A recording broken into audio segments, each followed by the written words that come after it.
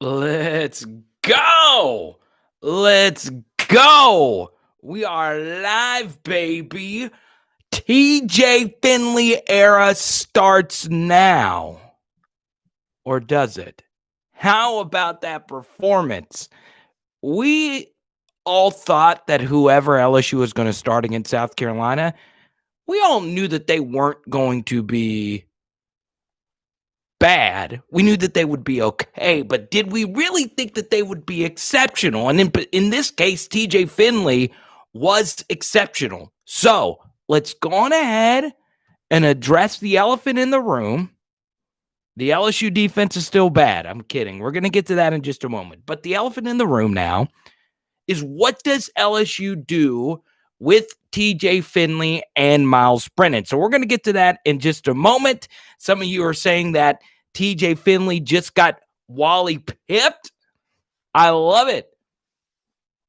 And Michael wants to talk Elias Ricks right off the top. So we are going to get to all of this right now, okay? So go on ahead, subscribe to the channel, ring the bell, and there is a little $ symbol now. YouTube is really rolling out the red carpet for me.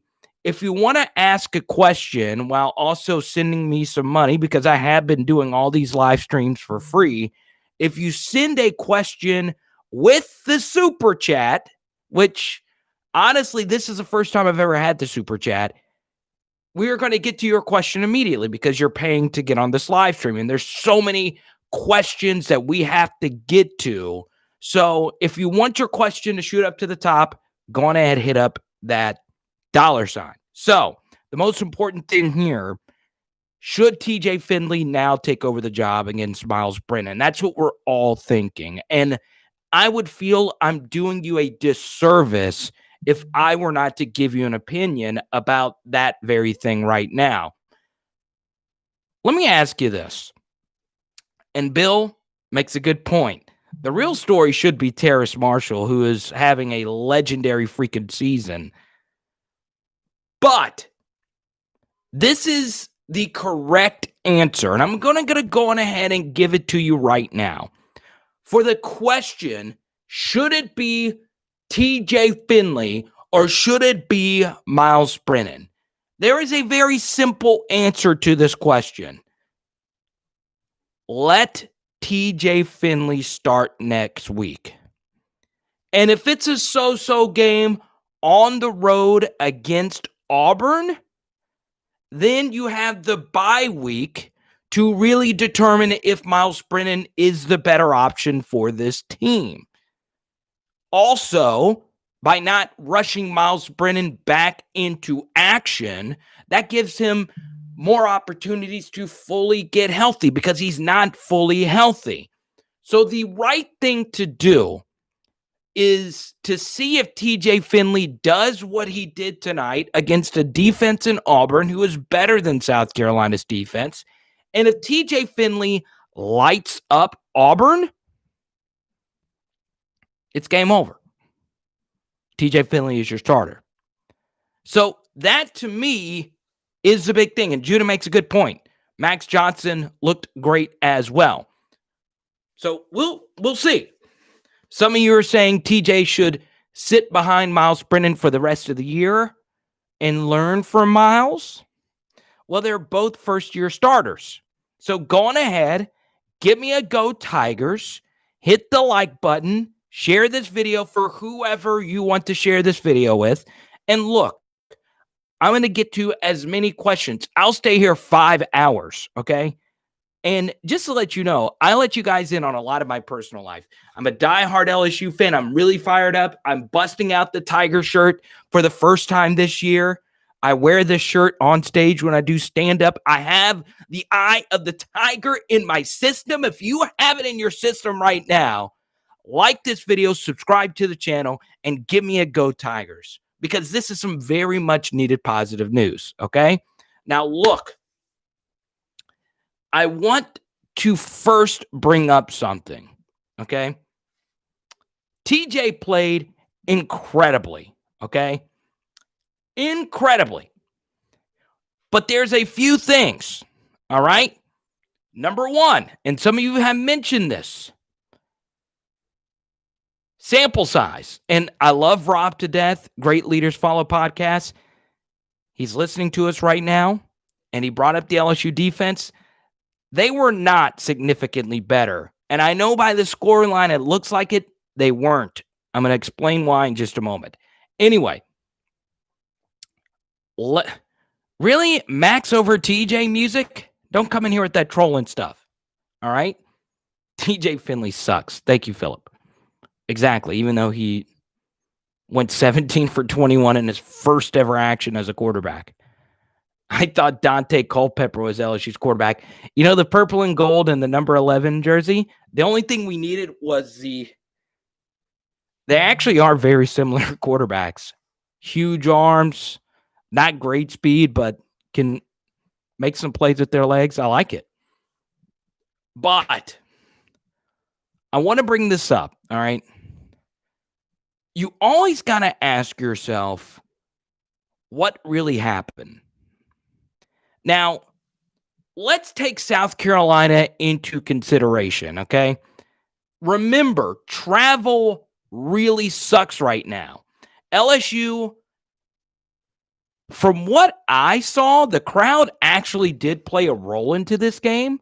And remember, South Carolina is a long trip. It's a full time zones away. You're going all the way from Columbia all the way to Baton Rouge. So, my first point about TJ Finley is actually one to bring up just a little bit of skepticism, just a little bit, okay? Because you guys come to me because I am a huge LSU Tiger, but I also give you objective analysis. I cannot repeat this enough. LSU was preparing for South Carolina last Wednesday. So right when the Florida game was canceled, LSU immediately started getting their game prep ready for South Carolina, who, by the way, had an emotional victory versus Will Muschamp's old team, okay? And teams after emotional victories oftentimes come out very sloppy the next week. So TJ Finley was excellent, but I would say having those extra days, a full half week, and by the way, it's not normally until Tuesday and Wednesday when you start implementing the game plan. So you legit really had basically 2 full weeks to get ready for this opportunity. Now, TJ Finley didn't know he was going to start, but the game prep, you had far more game prep to play South Carolina. And the other side of this is South Carolina made a lot of crazy, and I mean crazy, mistakes in this game, okay? So with those two things, a pick six, a fumble, penalties, South Carolina was very sloppy tonight. With that said, just by the eye test, I think a lot of us would be lying to ourselves right now if we can't say, even though it's one game, TJ Finley has the higher ceiling. And TJ Finley is a better natural quarterback. He has a better arm. He has a better build. He has, obviously, he's more mobile. It's not that hard to be more mobile than Myles Brennan. And something else is that I can't even get my cell phone to hit on this charger. We're matching. We are kind of matching. This is a metaphor for me and my girlfriend. Kidding. Anyway, it's important to keep this in mind, okay? And I know a lot of LSU sucks is coming in right here because people are trolling. So that's fine. I don't mind LSU sucks after wins. After losses, I'm like, yeah, you might be right about that. Anyway, let me ask you this question. Just by looking at with your eyes, who was better, Myles Brennan or TJ Finley? Who do you think gives LSU the higher ceiling? In the long term, do you see yourself winning more likely a college football playoff with Myles Brennan or TJ Finley? Answer that question. So, TJ Finley gives you the better option when it comes to that. I think the best thing for LSU to do, some of you say Myles Brennan. Philip says Brennan. Cody says TJ has the it factor. I could see Myles Brennan being a national championship quarterback, but here's the problem. And Tony, I really appreciate that. You're a first ever super chatter. That really does mean a lot, especially you, Tony, considering you've been with me for a while. So Tony's the first person to donate to this live chat. So Tony, anything you say, I'm going to obviously talk about it. I really do appreciate it. Mark, I got to give it up to Mark. I got to give it up to Cody. A lot of you were telling me about TJ. Makes a lot of sense. We say hi to Kelsey. What's going on, Kelsey? What's going on, Brent? What's going on, Philip? I don't know why you keep saying Obama. But for me, and obviously people are trolling in the live chat, so I'm not going to pay any attention right now. I will say this. On top of everything else, LSU football, the one thing that really makes me excited about them in these next few weeks is that they were able to establish the run. We saw John Emery Jr. We saw once the defense got tired that LSU really began to enforce their will with Ty Davis Price. Black Goatee says TJ seemed to be better in this game. Let's see what happens versus Auburn. So Black Goatee agrees with me here. And some of you might disagree with me. But I think the right option for now is to allow the next week's game to determine if TJ Finley really is the starter for right now. Now, Shocks makes a good point. KJ Costello beat LSU while throwing 8 interceptions, and he's right about that. Except KJ Costello didn't throw 8 interceptions in that game. But Colin Hill, this was his first bad game as South Carolina quarterback. So we give LSU's defense just a little bit of credit, right? Well, I'm not so sure. Yusha was also a TJ guy. He's right. So we welcome Yusha all the way from Ukraine.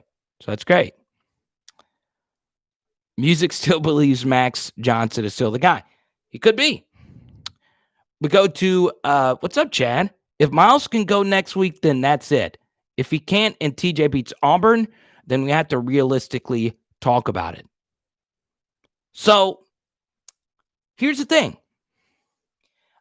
I believe no matter what, the best coaching option for Ed Orgeron to do, and he's currently probably in his post-game press conference, what I would do if I were Ed Orgeron, and it's pretty simple. I would say to the press that the right thing for us to do is to allow Myles Brennan to get healthier, and then from there, if TJ Finley plays next week and he's not any good or he's a shell of what he was tonight, you go back to Myles Brennan. I think that's the fair thing. So we'll see what happens. I believe, though, the best thing to do, and I think this would help settle everything, because right now there's going to be half of the locker room that says, hey, Myles Brennan's our guy. But the other half of the locker room is going to say, well, TJ Finley looked even better than what Myles Brennan has looked like. So the right thing to do is to play this down the middle if you're Ed Orgeron. Say, hey, look, TJ, you're going to be our guy next week. We're going to allow Myles Brennan to heal. And if TJ's not any good, we will evaluate both options. So let's go. I want to go all these super chats here. We appreciate Romeo. Let's see right here. Thank you so much, Romeo, for the super chat. If we were still in it, Myles. But let's go, TJ, to see what you have. Season's kind of lost.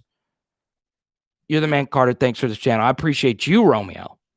So, what I think they should do, and honestly, I know a lot of people are going to say, well, the season's lost. The season's lost. I don't think you should be someone that says, well, the season's lost, and then make your decisions based on that. I think every decision you should make should be to win that next game. And I think the best of both worlds in this situation would be to have LSU see what TJ Finley does next week and then go to the next week. Thank you so much, Judah, for that live chat. I really appreciate it. We'll see. Philip, LSU sucks. Oh, really? You're lost. All right. Let's see. I'm trying to block some of these trolls so you guys can get some more questions in. So a lot of you are saying the defense is better. So let's move to the LSU defense. They were good, but were they really better? So by my count, South Carolina, just off the top of my head, I would guess they had 8 or 9 plays that you would deem explosive plays, or in the NFL, they deem it explosive plays. All right. So what explosive plays mean, did you give up a play of 20 or more yards? So when the defense is giving up all those yards and South Carolina is still able to drive up and down the field, yeah, they were better in the red zone, but that's a lot different than saying that a defense is actually taking a step forward.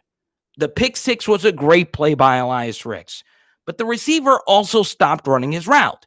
LSU's run fits, very first play of the game. South Carolina does a simple jet sweep, and you still can't stop it.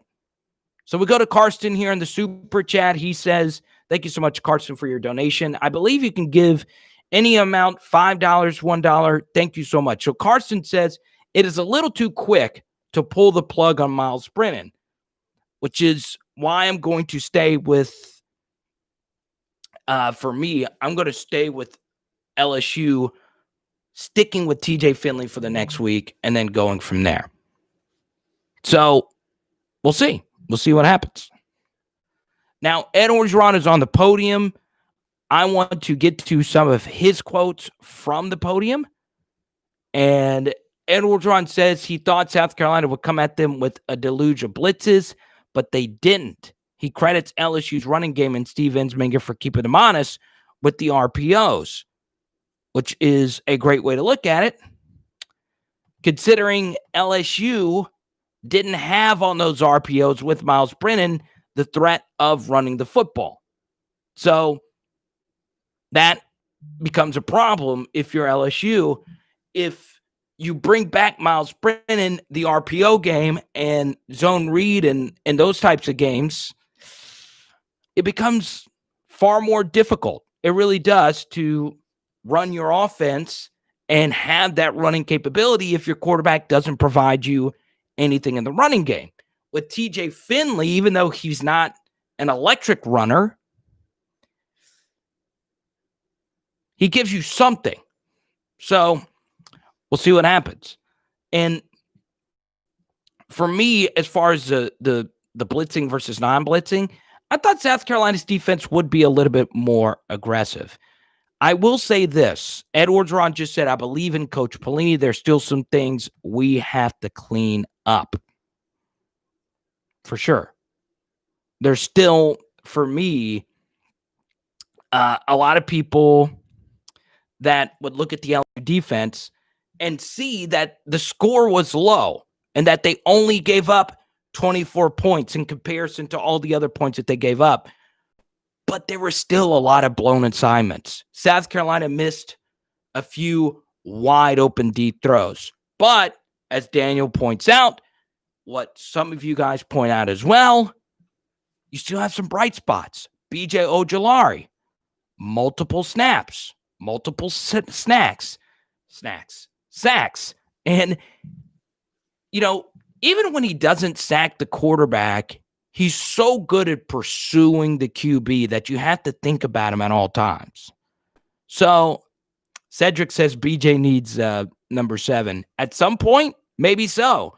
He's going to probably battle Elias Ricks for that number 7, but it would be cool as a former defensive lineman myself to see a defensive end get the number 7 jersey. So we'll see. We'll see what happens. Let's see.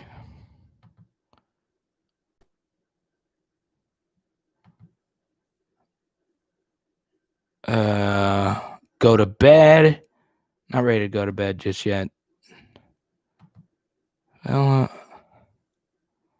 offense isn't the problem. BJ reminds me of Chason. Well, to be honest, I think Ojulari is already better than Chason. Chason wasn't near the pass rusher that BJ Ojulari has shown so far. Now, Chason was a very good player. He was a very athletic player. You had to account for him for all times if you're an offensive lineman. But so far, BJ Ojulari has been one of the best pass rushers I've ever seen at LSU, and he's only a few games in. And if you were to rate the true freshman right now, he has been the best true freshman. I would say he and Ricks are 1A, 1B, no matter who you want to put out on front. Now, there's a few question marks regarding the rest of the defense. The defensive tackle play was not ideal. Ali Gay, we haven't seen a performance like what he did against Mississippi State in quite some time. And Eastside Kane makes a good point. Chason was more of a good twister and a blitzer, and he was a lot better at chasing guys down. Ojulari, you don't need to call stunts for him to get to the quarterback. They're two completely different players in my mind. They play similar positions, but to me, Ojulari is already better than him. And that really shows you how great he is. Now, Tommy makes a good point about this defense. Still, there is a lot to be said about a defense that can't keep contain. And for me, contain is very important. And by contain, basic runs to the outside that go for huge gains at a time. There's really bad tackling. And for me, when I see bad tackling and it's not fixed, and we're still another week into this year, especially coming off a bye week, when you had a lot of film of how South Carolina's offense is going to run, to me, to say that the LSU defense played well, they had everything go their way. They had a kickoff return for a touchdown. They had a pick six. They also had drops. They also had bad overthrows. And the pick six was an amazing play by Elias Ricks, but the freshman receiver he was going up against gave up on the route. So, it's tough for me to say that the LSU defense took a step forward when South Carolina was horrible when it came to penalties. When South Carolina averaged more yards per play than LSU. Now, let's bring that back, okay? South Carolina still averaged more yards per play than LSU. So South Carolina, 7.9 yards per play. That is a really high number. Just to give you some context, the LSU offense is the greatest offense. Oh, is the mic hot? I'm an audiophile. Let me turn it down. Is that better or is that worse? Let's turn it down. Is that better for you? Let me know. Is that better, THHD? I get fired up. Let me know if that's better. Let me know. This actually is a good mic. My audio's that's good. That's way worse. Okay, now is that better? Give me a thumbs up when it's fine. It's worse now? Let's see. It's worse. What's up, Plum? So we'll go with this. Your mic is good? Okay. It could be your connection. I know it's weird because it's a live stream. It's not a normal video where I'm able to level out. Sounds good? Okay, perfect. But anyway, 7.9 yards per play, okay? LSU averaged 7.5 yards per play last year. So the LSU defense, a lot of you are telling me that they are improved. How can you say that they're improved when you allowed as far as efficiency is concerned, as far as yards per play, you allowed the South Carolina Gamecocks to be better? So there you have it. For me, I struggle with that. Now, some of you have said, well, the front four was really good. Some of you said the front four was really bad. The bottom line, and this goes along with Jacoby Stevens as well, because he's had a few really rough games. The run fits overall have not been good. And we'll get back to TJ Finley. Warhug, what's up, man? I know you're fighting fires. TPVN, welcome in. Hey, you're right about that, Tony. But let's be honest. The front four was good when it comes to getting after Colin Hill. The run fits, not quite where they need to be. You're speaking about yards per play, but the thing is that they got a big play, and then they would get 4. And that's a good point, because red zone defense was actually pretty good. So that is something that improved for LSU, and that no doubt is great. But the problem is these basic plays. The first run of the game was a simple jet sweep pass. It wasn't anything spectacular. Sky Moore goes untouched for 50 yards. So, to me, that's a problem. And if that's the case, we'll see what happens going forward. Now, one thing we were told this week was that we would see more linebackers play. I didn't see much Josh White. I didn't see Devonta Lee. I didn't see we saw Micah Baskerville. He didn't really do anything. And also Jacoby Stevens seems a little lost right now where he should be. So we'll see what happens. Rage says Clark has played terrible all games. You know, I don't like to say anyone's playing terrible because I don't like to hammer down on any college athlete. I will say this. LSU is going to have to find some answer at linebacker. And it's a huge problem. Huge. So we'll see. And Baskerville was okay. But was he spectacular beyond reasonable doubt? But Tampa, you're right. LSU does play a lot cleaner football. They play cleaner football. But this goes back to my opening statement. LSU had a week and a half of prep for this game. 2 full weeks of rest. South Carolina, that's a long flight to come play a team coming off a bye week, especially a bye week that came early in the year, especially a bye week that could not have come at a better time for LSU. So, it is what it is. Chef says TJ all day the rest of the season. And Ulysses says, since Bill Bush has been the safeties coach, their play has suffered. You know, I'm a little shocked that Mo Hampton has not been more dominant. the safeties have no chemistry. And if you ever go and if you ever go back and watch the old LSU safeties play, go back to the 2011 tape and look at the chemistry that Eric Reed and Brandon Taylor had. And that's what I mean by chemistry. We'll see. It was a nice interception by Ricks. Very physical. He's very confident in how he plays. So we'll see.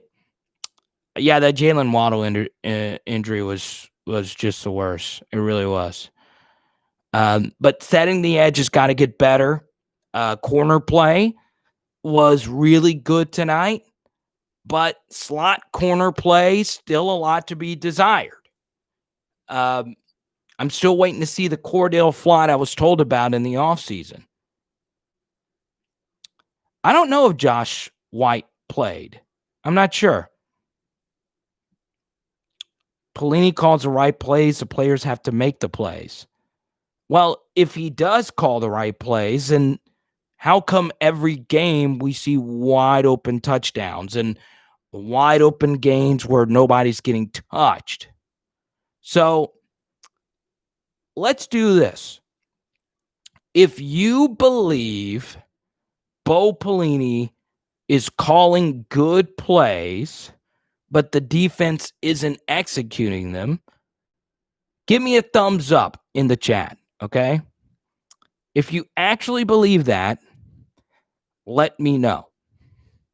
Or if you believe Bo Pelini is actually calling good plays, but the personnel is a problem, let me know.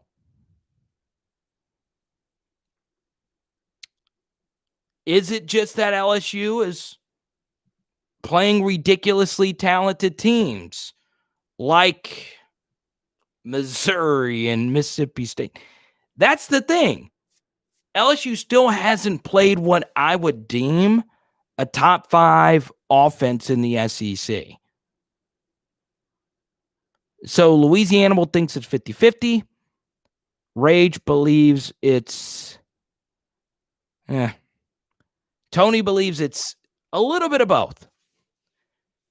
I truly believe, and it's hard for me to say this because there have been bad LSU defenses in the past, but the truth remains the same. I've never seen a defense give up this much easy yardage and this much wide open wide receivers. So we'll see. We'll see what happens.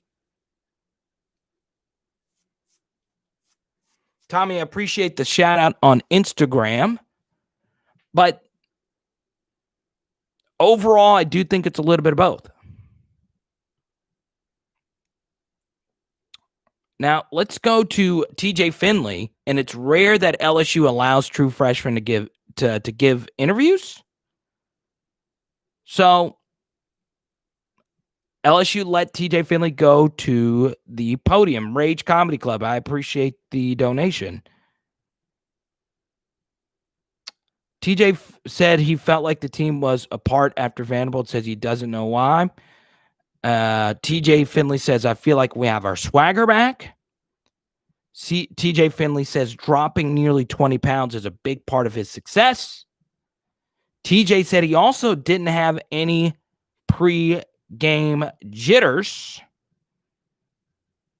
So there you go. It's TJ Finley on the postgame.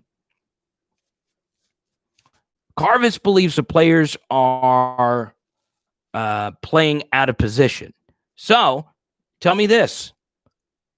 Who would you like to see line up at the 2 starting linebacker positions? Now, I know there's 3 in a 4-3, but to me, there's 2 true starters at linebacker that stay on the field for the nickel package, okay? Do you believe it should be Clark and Cox? A lot of you are saying Jacoby Stevens should get some run at linebacker. I think that's kind of tough because then who do you play at safety?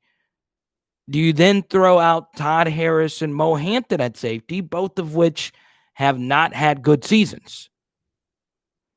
Stevens and Baskerville, Quan Alexander and Devin White. That would be very ideal. Stevens and Cox, Baskerville and Cox. I'm leaning towards Baskerville too, and giving Clark the opportunity to rest and at least see some of the play from the sidelines. Now, Devin says y'all hype Jabril Cox up too much, and that could be it. Jabril Cox was front page of the Advocate today. He had one pick six. He obviously had as much success as you possibly could as a human being could possibly have at the FCS level. So we'll see. Yusha from Ukraine, I appreciate you, man. I know it's 10 in the morning. I always know we're 12 hours difference from Central Time Zone and Ukraine. Watch the game tonight with my father, 75, and some Cajun wings and Jack Daniels. Here's 20 for 2020. Greetings and blessing to the LSU family. Thank you so much. I really appreciate that, man. And we're friends on Instagram. You can always message me personally. I'm always there for you, brother. So, yeah. Yusha, I really do appreciate that. I really, really do. And Jabril Cox actually just hit the podium. He says, well, I feel like we played better. Let's get to a few more Jabril Cox quotes. This is from Brooks Caboina, the Advocate. It brought a lot of energy to us. We had to get back to the LSU standard. Going into Auburn, this is something we can feed off of. It's a problem for me. So, and that's the thing. The one thing I would do if I'm Ed Orgeron is obviously publicly say that your defense played better. This was obviously the lowest amount of points they gave up since outside of the Vanderbilt game. So, I obviously feel a little bit better about the LSU defense, but behind closed doors, Ed Orgeron is going to have to address 7.9 yards per play. So Jesse says LSU will beat Auburn. We'll get to that in just a moment. Now, Cliff, I always appreciate Cliff. He says, what about Jordan Tolles?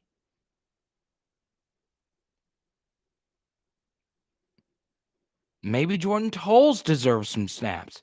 Look, every true freshman LSU has played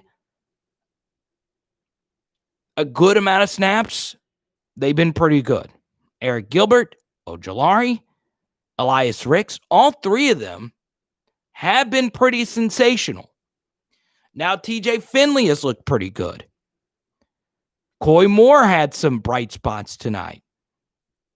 So maybe, and this is just me, maybe Jordan Tolles deserves some run. And I know he's from Maryland, and you don't normally think high school football in Maryland, but Maryland actually has really good high school football, and they have fed a lot of really good players into the SEC. So I would be very interested to see that. I really would. Philip says he could beat me up. Sure. Let's see.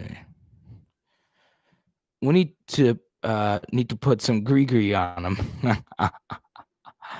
All right. Our first Mason Smith and Corey Foreman comment, because you can't have an LSU broadcast without Mason Smith and Corey Foreman. We'll get into recruiting maybe a little bit later. Kayshawn Booty also had a catch tonight. What's up, Gray Boy? So we'll see. I don't know how to get rid of Philip. I don't know how to do that. I know how to mute him, but this is the first time we've had major trolls on this. So, to honor Yusha's $20 thing, I'm going to asked this question. We always do this 30 minutes in. So Yusha from Ukraine hooked us up. I really appreciate the donation. I want you to tell me where you're watching this live stream from right now. So we always like to do this. It's a roll call. It's good to see where Tiger Nation is watching. I'm ready to see this. I know some of you are in Covington. I know some of you are in Mandeville. Some of you are all the way in California, Jamestown, Indianapolis, the Caribbean. Calvin, where are you in BR, man? Cedric in Chesapeake, New Delhi. That's really cool. I didn't know versus he was from New Delhi. That's great. Canyon Lake. I'd say Grand Canyon, Texas. DMV area. I used to live in Arlington. That's cool. Y'all see this? This is so cool. Look at how far LSU Nation goes. Albuquerque, New Mexico.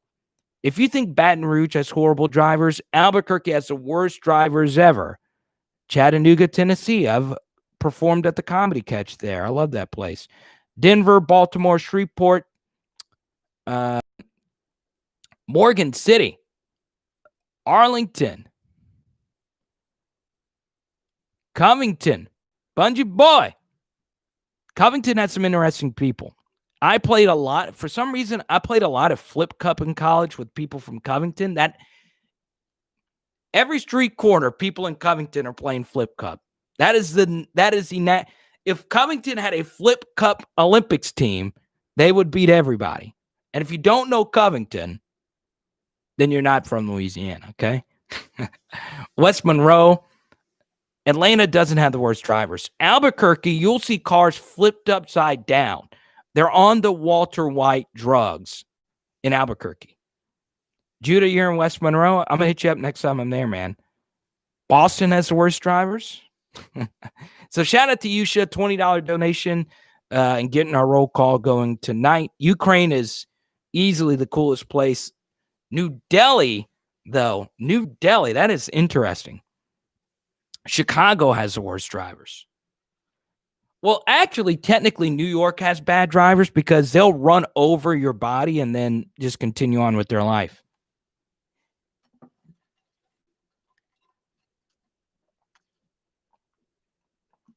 So anyway, quick personal anecdote here.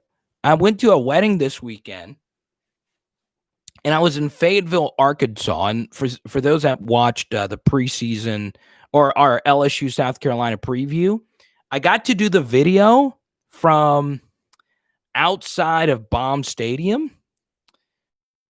And Baum Stadium really pushes Alec Box Stadium as like the coolest baseball stadium. I know it's like an aside here from football, but I really enjoy Fayetteville. It's great.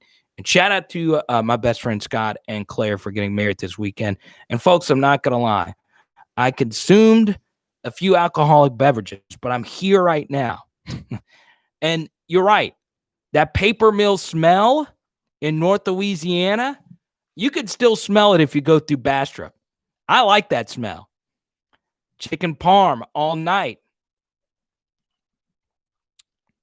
Oh, you got to go back to work tomorrow, Warhug? That's good, man. Keep fighting that fire, baby. When you doing the recruiting video? What recruiting video? Be a little more specific. Okay, I want to hear the story from Yusha. I was driving in New York City once. Some guy tried to push me out of my lane going through maybe 3 intersections, crossed down, and finally became annoyed, rolled my window down, and punched his mirror. He stopped. Dude, that's normal New York behavior. If you want to go somewhere where people don't care about you at all, it is so cool. New York City. They legit hate everyone. And it's actually why I wanted to move there. I was moving there in February. And I was moving there because I love that everyone is treated the exact same. I really do love that. Bogalusa! Chick-fil-A or Popeyes? I actually had Chick-fil-A earlier because my girlfriend has to have her chicken grilled. Popeyes all day. Unless Chick-fil-A wants to sponsor this show, then Chick-fil-A all day. Thank you so much, Cortez. I appreciate the donation, man. I appreciate you. and we're going to keep this thing going. Bogalusa stinks. Oh, my favorite recruit? Oh, I can't tell you that, man. I can't tell you who my favorite recruit is. He's actually one of my favorite all-time LSU recruits. Colin Quinn, anything Colin Quinn is going to be great stand-up comedy, and that's coming from a comedian here. If I ever become half as funny as Colin Quinn, I would be doing pretty good. Let's see. Cane's chicken, not football. Cane's is better than Popeyes. I love Cane's. But that right there will get you slapped. So, Cortez, thank you so much for the donation. And we're going to go back to it because that's a hot topic. I want to ask you a question right now. Let's say, and you already know my stance on it, all right? Let's say Myles Brennan is healthy for the Auburn game, and he's fully cleared by Jack Marucci and the LSU athletic staff and Shelly Mullinax and all that crew. And it does depend on which Popeyes location. Turkey Leg Hut, I need to go in Houston. Anyway, Cortez, thank you so much for your donation. Who should start next week? If Myles Brennan was perfectly healthy, who would you start next week at quarterback? Okay? Would you start TJ Finley over Max Johnson? No, over Myles Brennan. Got my QBs confused. Rage says Myles. Mark says TJ. I agree with Mark. Now, Cortez, you're the one that made the donation. I really appreciate that. Cortez, let me know what you think. Who do you think should start? Okay? Cortez says TJ. I have to go with TJ. I have to roll with TJ. Because even if you think Myles Brennan is the better quarterback, TJ Finley was so good tonight that it would send a bad message to the locker room that this young man dominated while the other guy is clearly not fully healthy. I think the right decision and the only decision is to roll TJ back out there next week. But there's the other side of this. And this is where it gets murky, all right? And this is where Ed Orgeron has to really earn his $6 million. Because it is easy for us to sit here right now and say, oh, well, the easy thing to do would just let Myles Brennan rest and then go from there. When Myles Brennan waited 4 years for this opportunity, and as great as TJ Finley was tonight, if Myles Brennan had never gotten hurt, he's the starting quarterback tonight. Also, the way Myles Brennan got hurt really opened the door for TJ Finley. So not only did Myles Brennan get hurt, he also got hurt in a situation where a true freshman quarterback got a week and a half to prepare, okay? So as great as TJ Finley was tonight, if he had to run out against Florida, he's not going to do as well as he did tonight, simply because that would have been an awful spot for a true freshman quarterback to start. So if you're Myles Brennan, you're going to be in a situation where you're going to force yourself to be healthy this week. Myles Brennan's going to do everything he can in his power to get his job back right now, because he sat his Buhana on the bench for quite some time. And James makes a good point. The only person Myles Brennan has to blame is himself, because the big hit that really hurt his ribs came when he could have run out of bounds. So I've got to stick with TJ Finley. Now let's go to Austin because he copy and pasted this question a few times. So let me get this straight. TJ should start because Emory, TDP, and O-line had their best games all year, even though Myles is so much better statistically as a passer. That's the logic we're using? Well, here's the thing. Part of the reason why the running game was so much better is because TJ Finley gives you a threat to run. All right? It's simple physics, all right? And there are people that are way smarter than me that could explain this. Now, I know Ulysses works in I think you're an engineer or something like that. So you have to study physics, all right? I studied physics in high school because I had a really good physics teacher. She won on Jeopardy, and she taught me how motion actually works. And then she actually applied it to football, and it changed the way I view running plays for the rest of my life. When you run the football out of shotgun, okay, and the quarterback has no threat of running the football,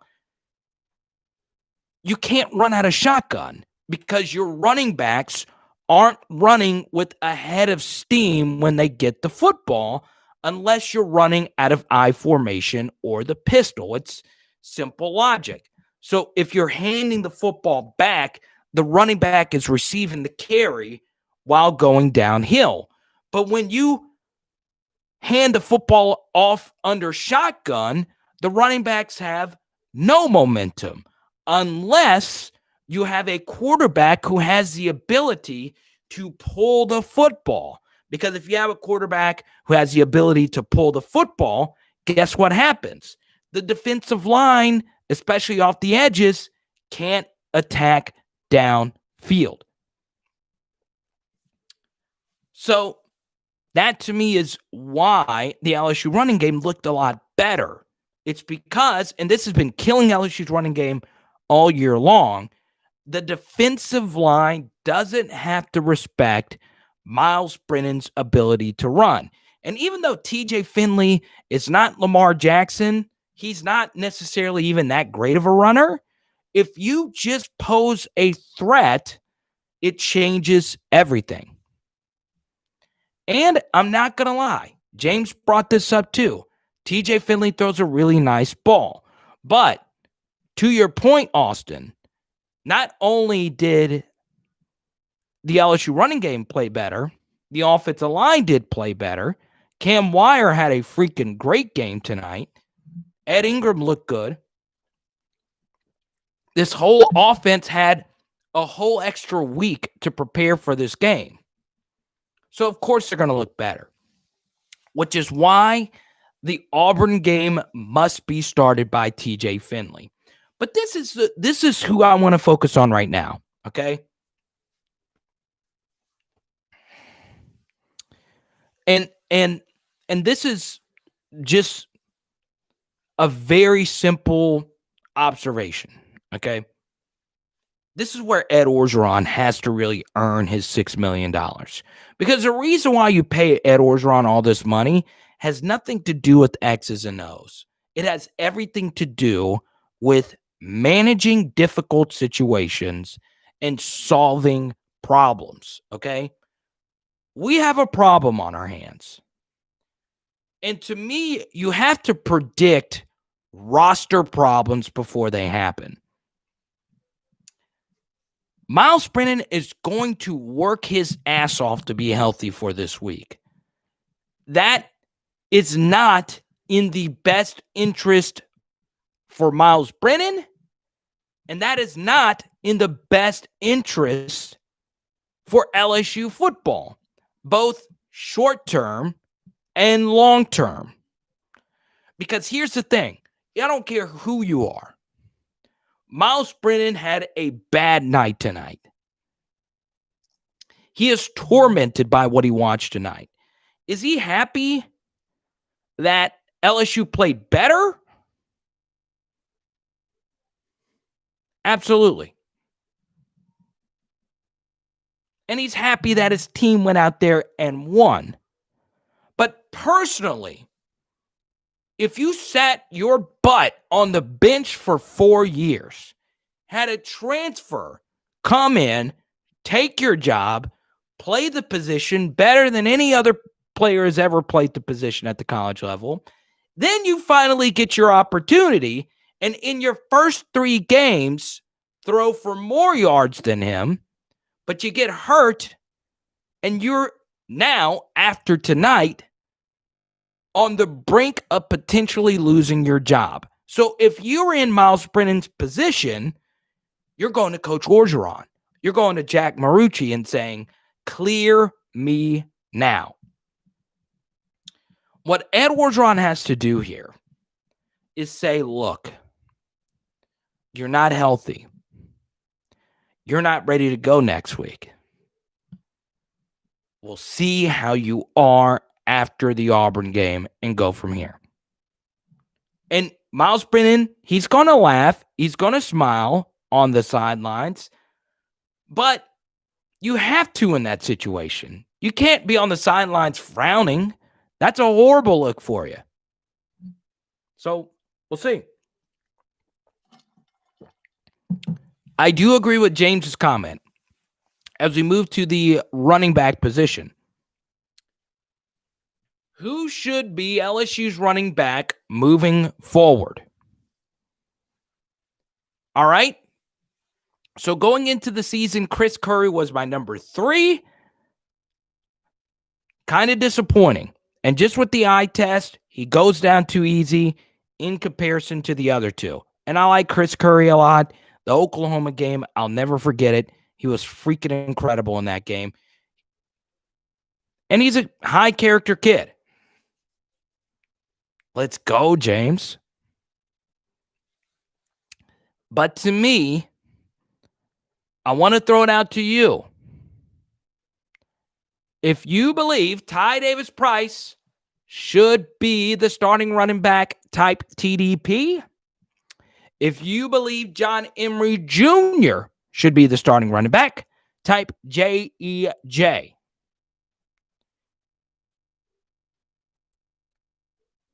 So let's see what you guys have to say.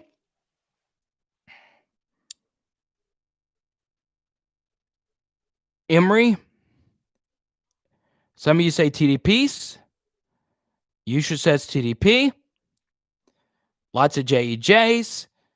So I would say Emery's, based on this very scientific poll, is probably getting, let's see here. John Emery's getting about 75%. Okay? Now, ask yourself this question. All right? And it's going to take going and rewatching the tape. TDP, 22 carries, 135 for a touchdown. John Emery Jr., 18 carries, 88 yards, and a touchdown. Emery's long run was 14 yards, and TDP's long run was 35.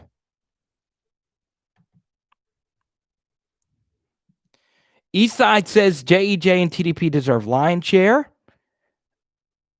Curry goal line. I don't want to see Chris Curry, and that's just, we're adults here. He's an experienced player. I think even he can realize he's a little bit behind. So Jesse says TDP is very much like Jacob Hester. What's up, Alan? Always coming in late. Shadow, what's up, baby? So this is what I would do. All right. Now, when I was watching that game, I always asked myself, who is actually making the runs out of nothing? Early on, South Carolina played as if they wanted to see if TJ Finley can actually throw the football. So they played the run quite a bit. And LSU ran the football a lot on that very first drive. And they ran the football a whole lot throughout the whole game. If I were LSU, I would start John Emery Jr., and I would give the carry share 65-35, 70-30, with John Emery Jr. getting more carries. Ty Davis Price had his best game of the year tonight. Not only statistically, he made guys miss, He pushed piles forward. He ran smart. I saw a few jump cuts late in the game. But to me, it's pretty clear that John Emery Jr. has a little bit more pop. And TDP had a lot of his yards when South Carolina's defense was getting tired. Emery's the only running back that can make people miss. Agree? I do agree with that. That's not TDP's game, but I would go John. Yeah, I would agree with that. I would agree.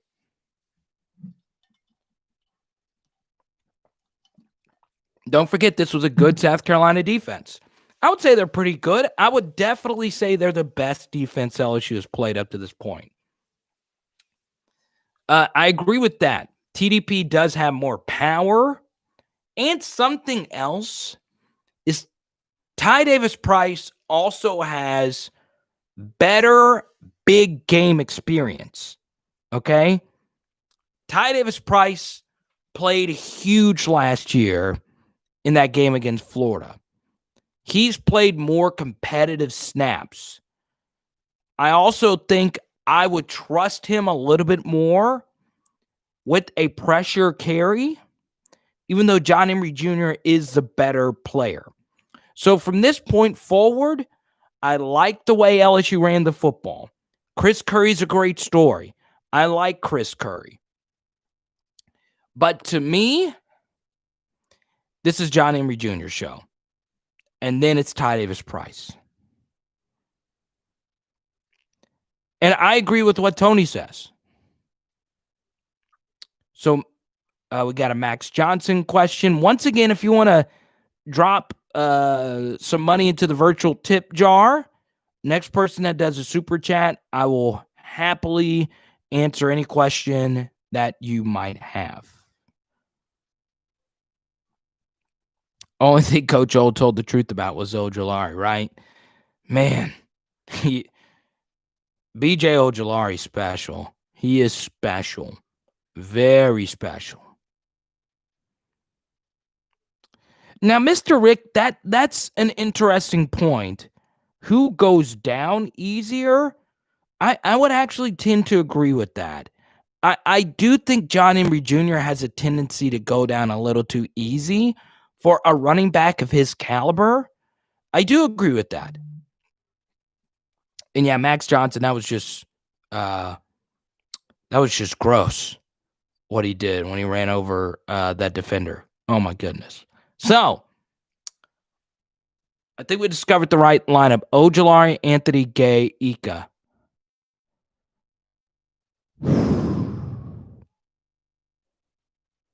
So 3 defensive ends and 1 nose tackle. That would be interesting. Actually, I would not mind seeing that front. Never believe a word Orgeron says, to be honest. True. Did Stingley have any great plays this game? The best thing you can always say about a cornerback is to not say his name at all. And I know Derek Stingley Jr. doesn't have as many interceptions as Elias Ricks, and Derek Stingley Jr. is yet to have a pick 6. Well, I'll tell you this. A lot of great LSU corners never had a great pick 6. Lots of them.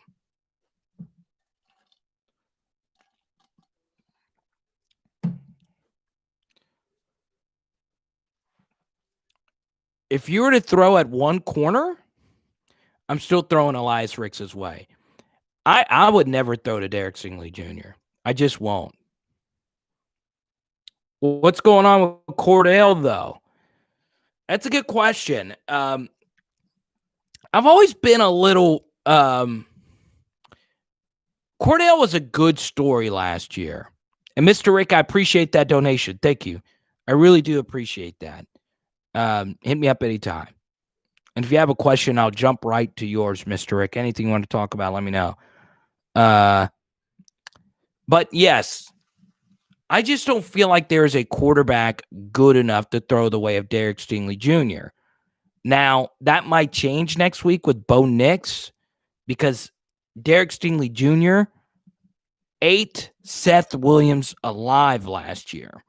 So maybe Seth Williams is going to look for some retribution next week. I'll tell you this. These next two games are going to get a lot busier for Stingley.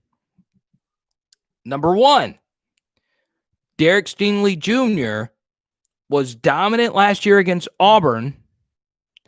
And on the other side of it, Derek Stingley Jr. was burnt to a crisp by Devonta Smith, our boy out of Amite, Louisiana. So they're going to throw at Stingley a lot more over the next 2 weeks. But South Carolina's receivers are horrible. They really are horrible. I do like Colin Hill, the quarterback. The pick six was not his fault. The receiver gave up on the route.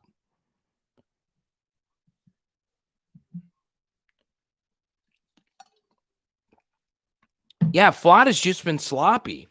And I remember this offseason, I kept getting told that Cordell is going to be the next great thing.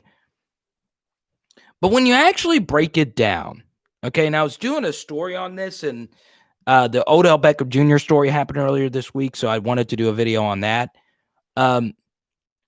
LSU's had a lot of really good three-star players, okay? But most of their great defensive backs are 4- and 5-star players, okay? Cordell Flott was a 3-star coming out of high school. I think 3-stars are excellent players. I can make a case that a 3-star recruit who comes in hungry is better than a talented 5-star recruit. But Cordell Flott has some limitations. Ball skills aren't quite there yet. I still think he's a year away from being an elite corner. I really do. So Tyrann Mathieu was a 3-star, but some people have him as a 4-star. That's a good question. I've done this whole broadcast, and I've yet to really focus on LSU's best player, which has been Terrace Marshall Jr.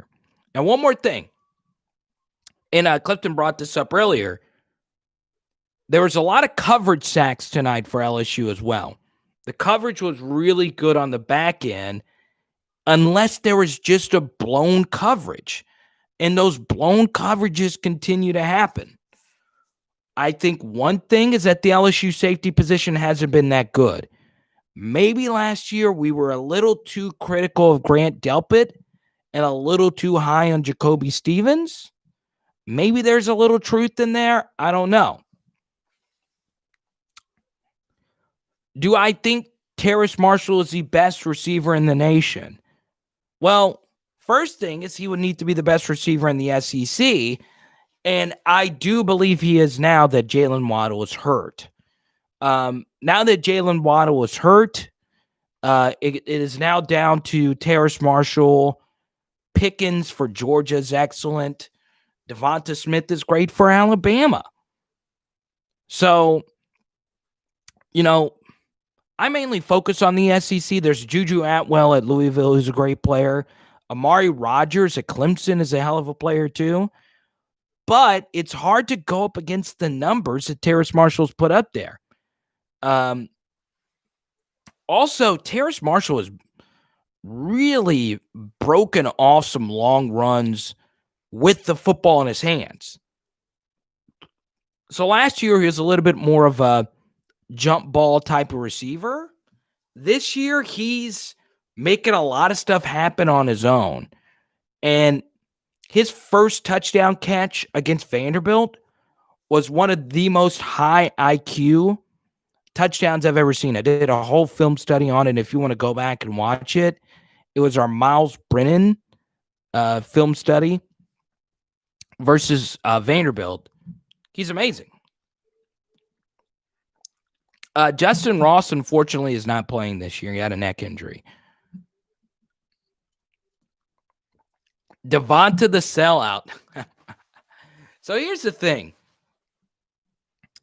I don't think I can ever call someone a sellout who is a teenager who believes going to a different school gives them a better opportunity to succeed. Let me ask you this question. If you were a Louisiana wide receiver 4 years ago, are you going to Alabama or LSU?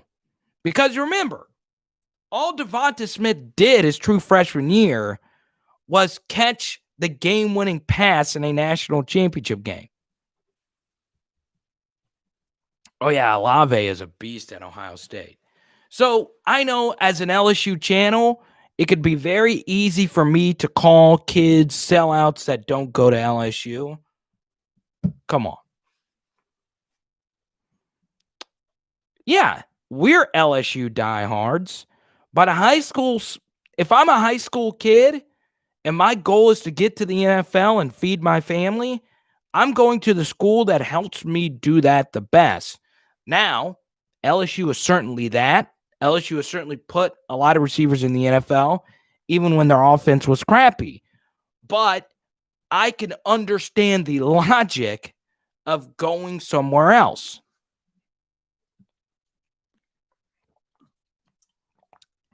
So, Gerald, let me ask you this.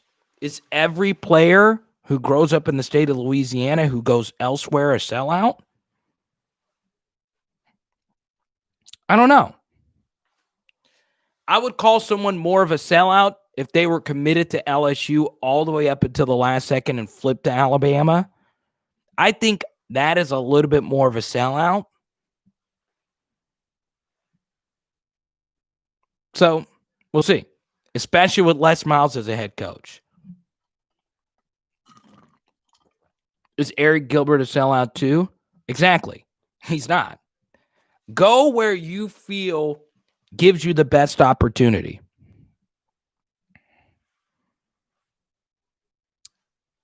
And, assistant coaches get fired all the time, like Cliff said. Patrick Surtain is more of a sellout.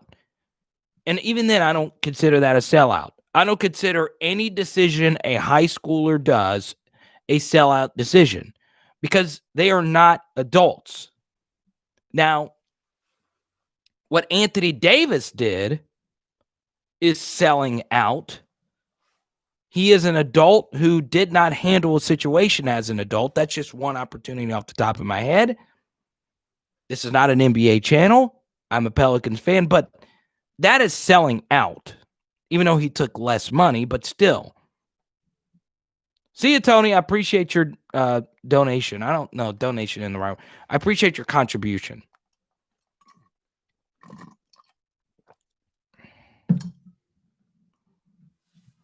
Let's see. Yeah, sellout. I mean, selling out is a strong word. That means you are really turning your back on someone. I don't want to make this a Lakers channel, though, James. I know how you Laker fans can get. And I'm a Kobe guy, okay? All right? And that's the thing. Anthony Davis sold out my Pelicans. Maybe if I were in his shoes, I would have done the same thing. It obviously was a smart career decision. I'm not blaming him, but he sold my team out. He forced a trade. He quit on my team. So, if we're starting to talk about the definition of a sellout, that's a little bit different. Good question here. Is Cam Wire the official starter at left tackle now? So we're an hour 15 into this. Only my diehards are still with me. We're probably going to lose a lot of viewers here. Who do you want to start at left tackle now? Cam Wire or Dare Rosenthal? If you believe Cam, type Cam. But that's how you normally spell out Dare. I don't know. I'm not even drinking tonight. I drank a lot last night, though. But that was a wedding. You got to drink at a wedding, right? Cam. Why do you say Cam? I like Cam Wire. Yeah, so we were talking about Myles Brennan getting Wally pipped. Dare Rosenthal got hurt against Mississippi State. Cam Wire looks good. Now, Cam Wire hasn't necessarily went up against a David Pollock level defensive end, but you know, he's good. Dare Rosenthal's looked good in his 2 starts. I think I'm going to go with Cam. Yusha says Cam. Cardell Thomas got some playing time tonight. How about that? I liked seeing a lot of Anthony Bradford getting some snaps. That made me happy. I'm happy to see that.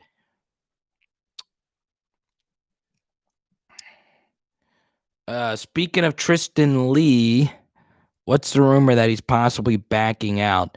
So on Tuesday nights, we do more recruiting stuff because it's a little more midweek. But those are just rumors. I really believe Tristan Lee is going to come to LSU. I do. I think the roster sets up really nicely for him. I think if Tristan Lee sees a 3-star like Cam Wire starting at left tackle and then sees transfers starting, I think he can see himself working his way up the ladder pretty quickly. And he's one hell of an athlete. He can also play guard. What do I think of Coy Moore? I like Coy Moore a lot. Reminds me a lot of Justin Jefferson. Now, is he going to be Justin Jefferson? Probably not. Justin Jefferson's one of the greatest receivers in SEC football history. But he has that potential. I think he's good. I really do. Yeah.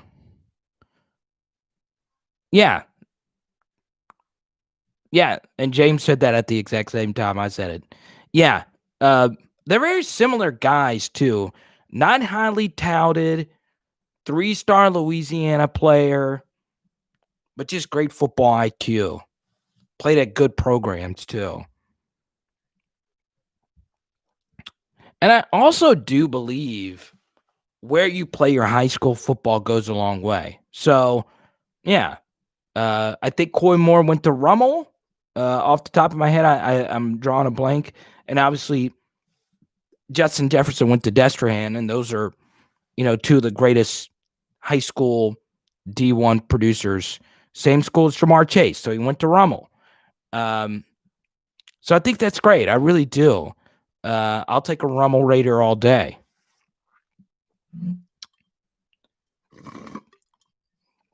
I saw this earlier today. Since we're on recruiting, Jack Beck got the offer. I stan Jack Beck. I love this kid. Now, St. Thomas More, he's getting to play with our boy Walker Howard, who's an LSU commit at quarterback. Walker Howard looks like the real freaking deal. He looks like the real freaking deal. And he got to play, Jack Beck got to play with Eli Holstein last year, who is now at Louisiana Tech, or is it Caleb Holstein? I get those brothers confused. So Jack Beck has played with great quarterbacks, far better quarterbacks than what a lot of the top receivers in Louisiana play with. With that said, I was shocked when I read that Jack Beck, I was just doing some research, that Jack Beck had 400 more yards than Brian Thomas Jr. last year. Jack Beck is athletic enough to play tight end. He's got a huge frame. So, man, he looks good, man. I'm to the point where I don't know if there's a gap between him and Hilton or him and Thomas, even though the recruiting rankings say that there is a gap. And then you have Destin Payson Hill, and then you have the kid out of Opelousas, who's committed, the neighbor's kid. So, receiver can get log jammed, but I'm sorry. I stayed up and actually watched the Jack Beck film, and he gets off jams. He high points the football. He catches with his hands. So if I were to rate the Louisiana high school receivers, and this is just a crazy recruiting class. I've got to still give the edge to Brian Thomas Jr. simply because his 6'4" frame gives you the most upside and a speed. And I know Chris Hilton is crazy fast. He's probably the fastest. But I think Destin Hill, Chris Hilton, by the way, I think Destin is, to me, I've always thought he was the best. Jack Beck is as good as any of them. I don't see it. I just don't see the gap between him and the rest. So, we'll see. We'll see. Corey Kiner's killing it. That's true. Versus he, you're right. Versus he, I like that. BJ Ojolari showing hip bend tonight. And if you go back to our Vanderbilt true freshman film study, he's just a freak of nature. And let's be honest, when LSU recruited BJ Ojolari, there's no way they could have thought that this was possible. Maybe in year 2, but year 1, he is doing things I have yet to see an LSU pass rusher really do. And that is bend around a tackle. It's crazy. Let's see. Is LSU looking at Cooper Manning's son? And I do not want to make this a Manning live stream. All right. 2023 recruiting to me gets a little ridiculous. That's nothing against you, Daryl. Welcome to the live stream. But let's be honest, okay? The kid's a real deal, but he's class of 2023.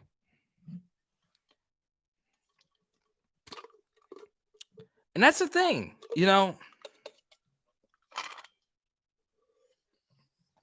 I brought this up, and I was doing a video on this, and I'm spoiling it now.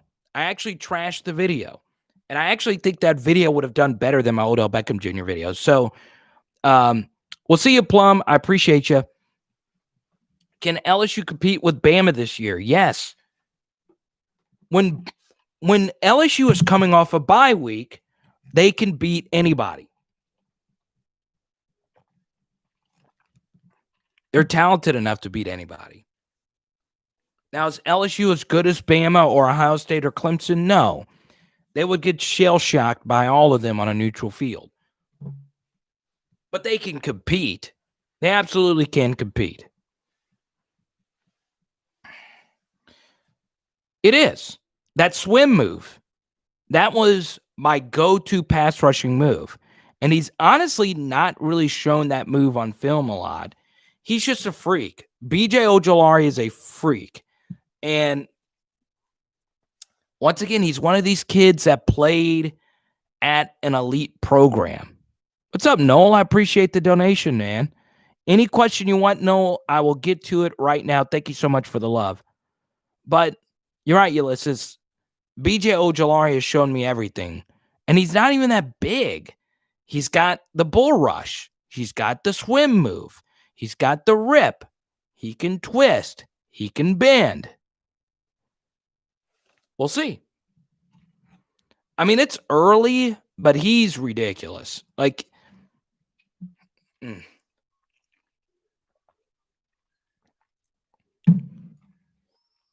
welcome Parker. What's up, man?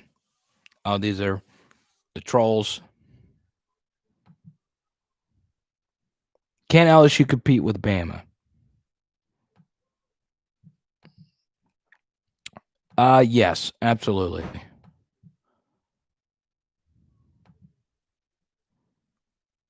All right.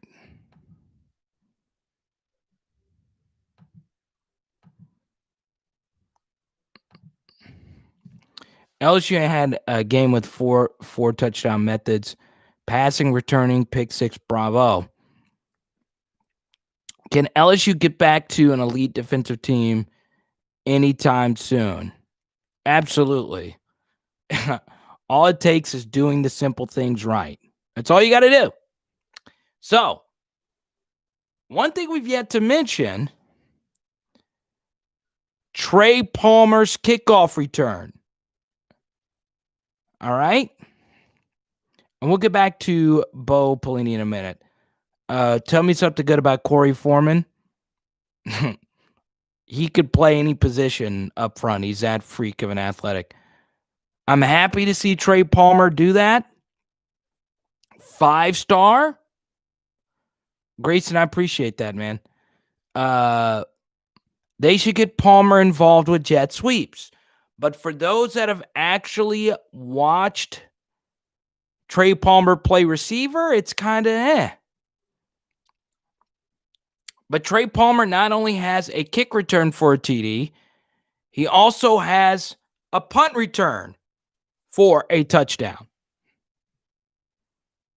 I look up and that Wilson kid from BYU keeps doing ridiculous stuff with the football. I would be shocked if he slides out of the first round. I really would. That was ridiculous.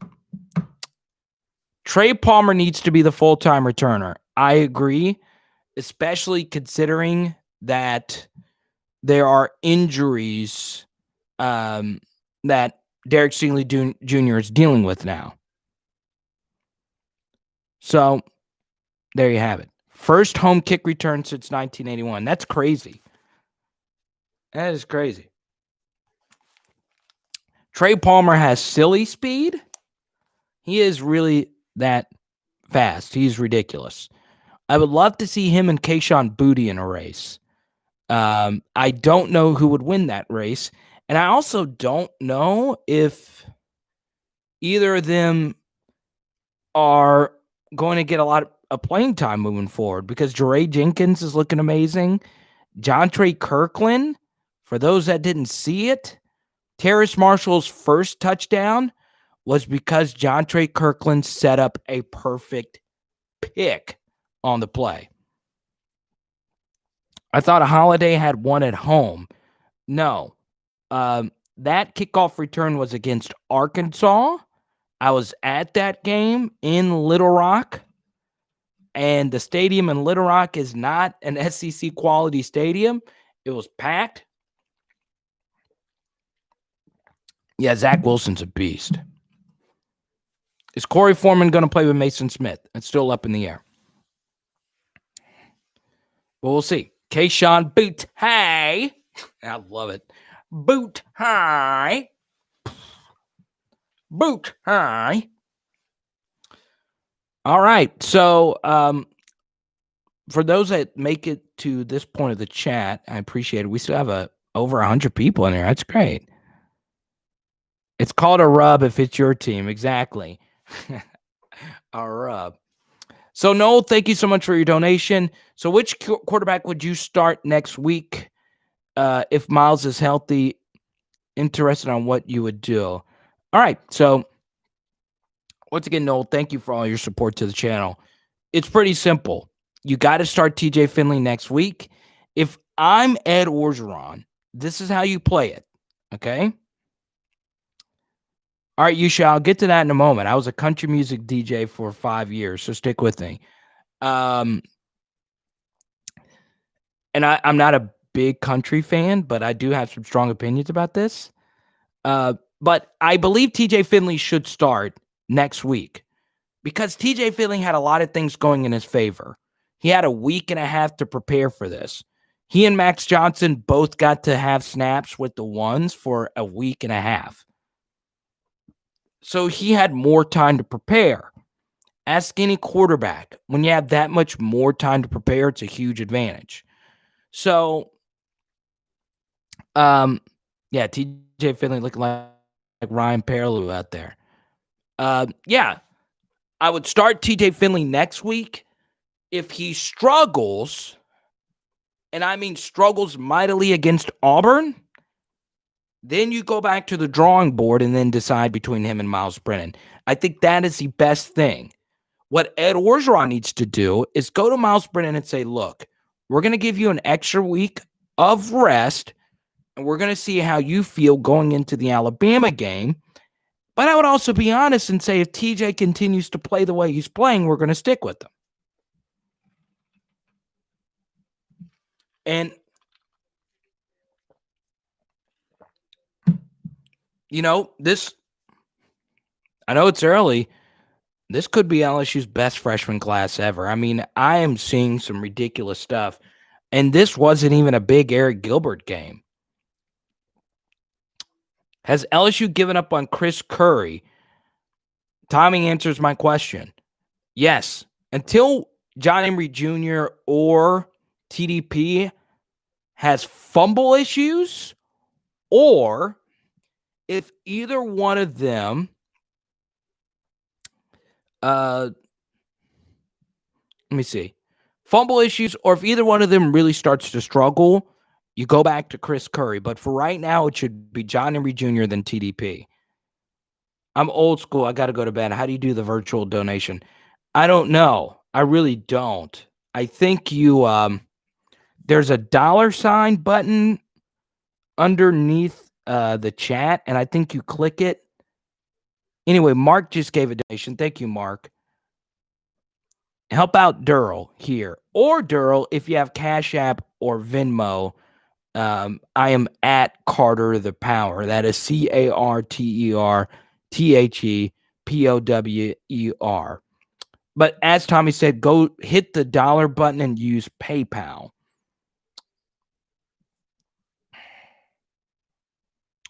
Alfred, that's a good point. But TJ Finley looks way better than Brandon Harris ever looked.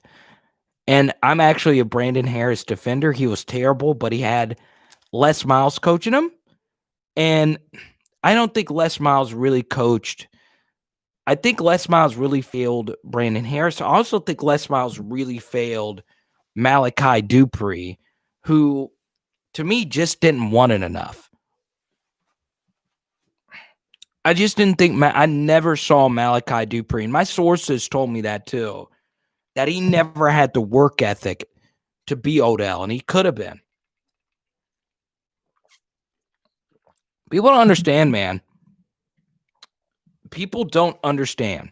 I learned a lot my sophomore year where and Mark, I really appreciate that donation. Let's see. I go to your comment first here, Mark. TJ Finley has more touch on his passes. Receivers didn't drop passes. TJ throws a damn good ball, man. And I'm not going to lie, I was shocked. That kid throws a damn good football. And it's not just the ball. I mean, it just looks good coming out of his hands. You know the way the ball comes out of Ben Roethlisberger, Dante Culpepper. I'm thinking some other big 6'6" quarterbacks. Thank you so much. 2, 3, not good as one. 2 or 3, not as good as one. I like that name. I appreciate that. And that's the thing, Austin makes a good point. TJ's still missing his long ball. Yeah, I mean, there's still room to grow. To me, a lot of true freshman quarterbacks don't look as good as TJ Finley. And if you go look at Drew Lock, when you go look at even Jalen Hurts, who was the SEC Offensive Player of the Year as a true freshman, none of them are really good throwers. They really weren't. So, yeah. What's up, Joseph? McVoy in the house. That was where I lived as a freshman, McVoy dorm at LSU. Tyron Johnson was not a waste. Tyron Johnson saw the disaster that was LSU's program at the time for receivers and got out at the smart time to get it out. And he's in the NFL, huh? He's with the Chargers. Future is bright. No problem, Mark. I appreciate your support, man. Hopefully one day I can go to the Ed Orgeron show or come out to dinner with you, man. I would appreciate that. Could you imagine Beckham, Landry, and Clark? And yeah, that would be filthy.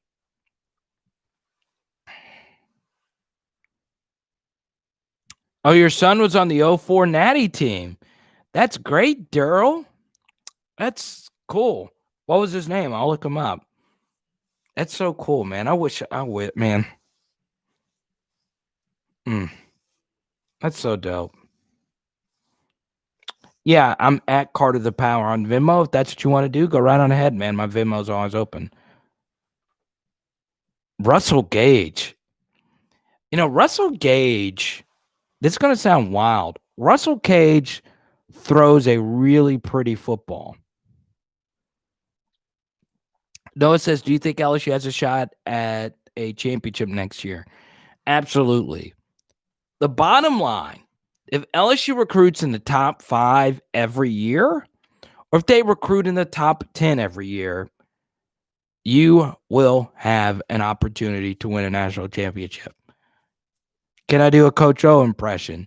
I would do one if every other media company hasn't already tried to do one.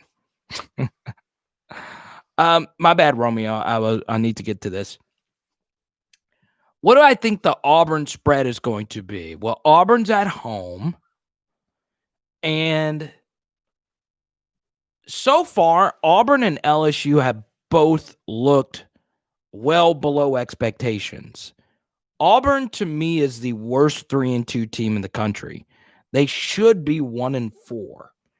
But here we are.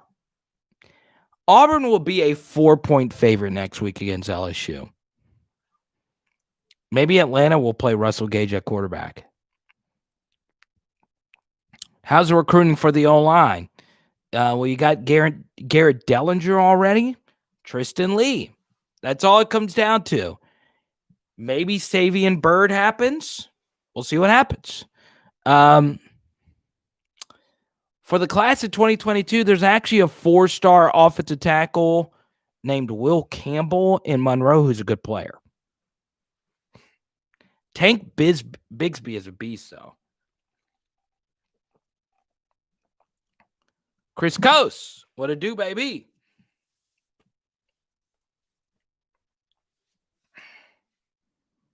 Is LSU still DBU? Not this year. Well, we'll see.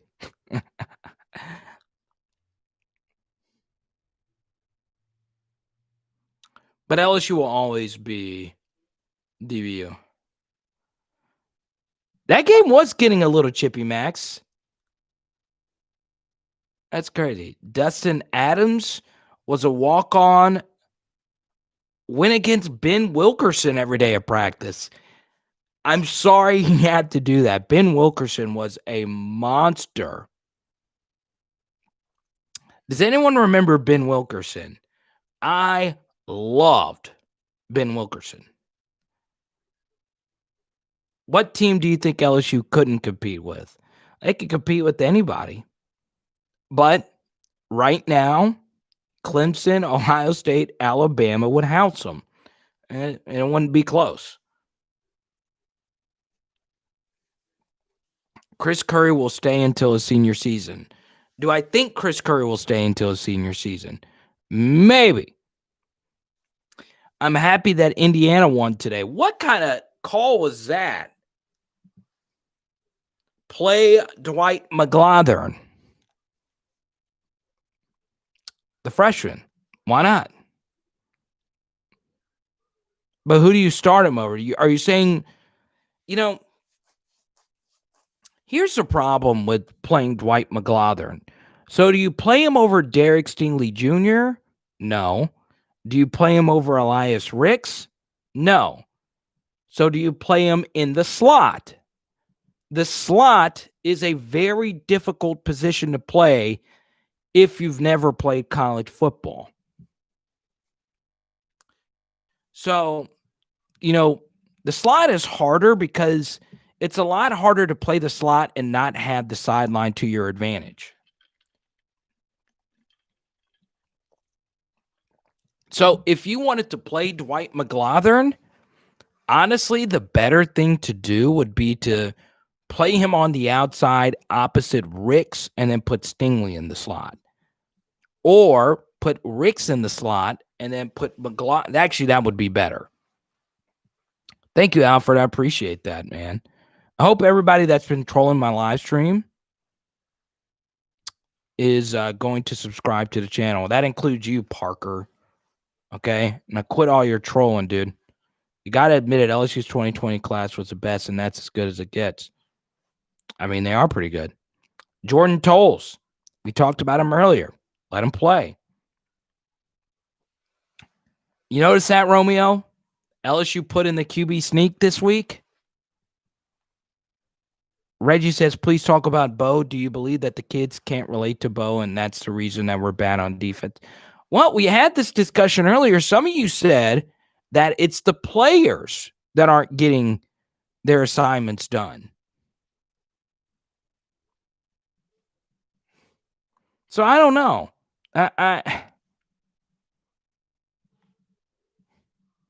It's probably a little bit of both. Jacoby Stevens has not been good this year. But is he out of position because the linebackers are out of position? Is he out of position because he went from playing alongside Grant Delpit to now playing alongside Mo Hampton and Todd Harris? And this is a good point from C. Rogers. There's just too many catches where it's just that easy. It's just too easy. Isn't Parker the kicker from South Carolina? What is the kicker from South Carolina's name? I was kind of shocked that he missed that one kick so badly. Crap, what is that name? I hate when they ask you, do you agree with cookies? And then I immediately get hungry when I go on a website. Parker White. Yeah, he was bad tonight. And I thought he was supposed to be good.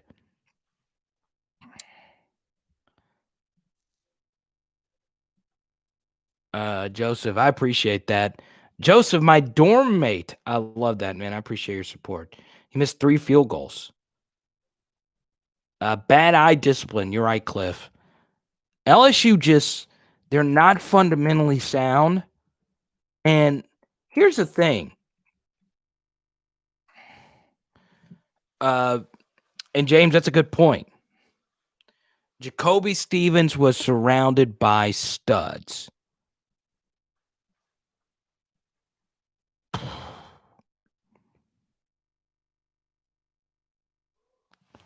I'm gonna try and keep up with all these. With all the D linemen getting hooked and losing outside, you're right. Ali Gay has not been good in recent weeks. He had a few good pass rushing moves tonight, but he's really plateaued. So we'll see. Jacoby Stevens is an outside linebacker who can play center field. Here's the thing I don't get. Okay, so we were hearing all this stuff about Josh White. I don't think I ever really saw Josh White tonight. And here's something else I don't like. All right. You play this guy on special teams. He makes the unselfish decision to go from wide receiver to linebacker. I'm not at practice. He could be a god-awful linebacker. But why don't you play Devonta Lee? Why don't we just see? You know? Okay, that's what I thought. Wait, is there something I'm missing? You know, I don't know.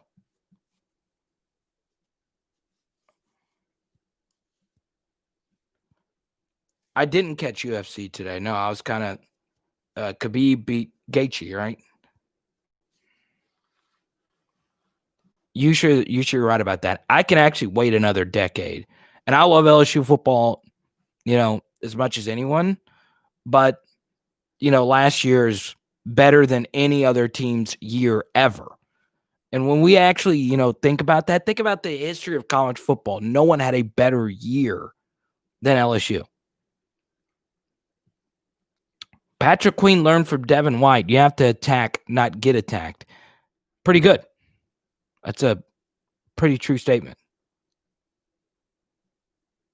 Let's see. What's up, Nat? I like that. Nate. Is that how you say it? Nate? Nate. I like how you spell Nate.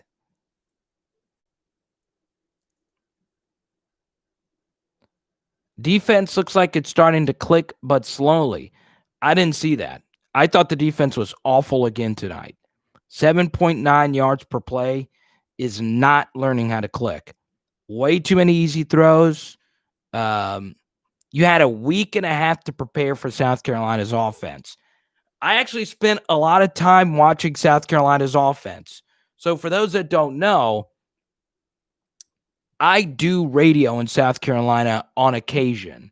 I fill in for ESPN radio there. So I watch a decent amount of Clemson and I watch some South Carolina.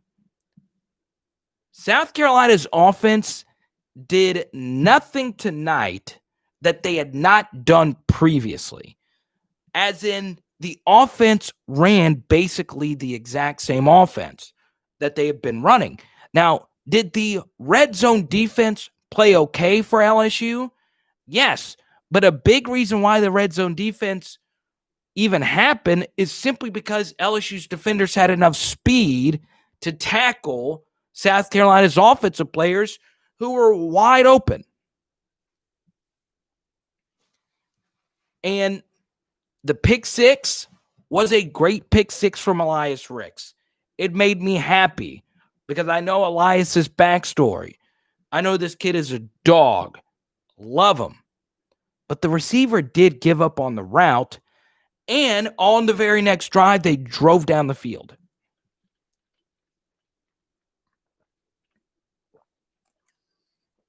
That's a good point, Shadow. At the very least, had TJ Finley on goal line and red zone.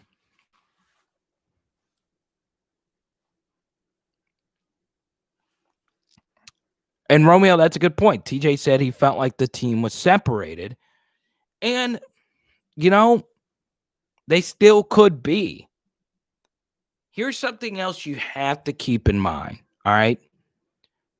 So each and every player on LSU's team has an iPad. Okay. They're issued an iPad to watch film, and the film is uploaded on a cloud, and you can watch that film whenever.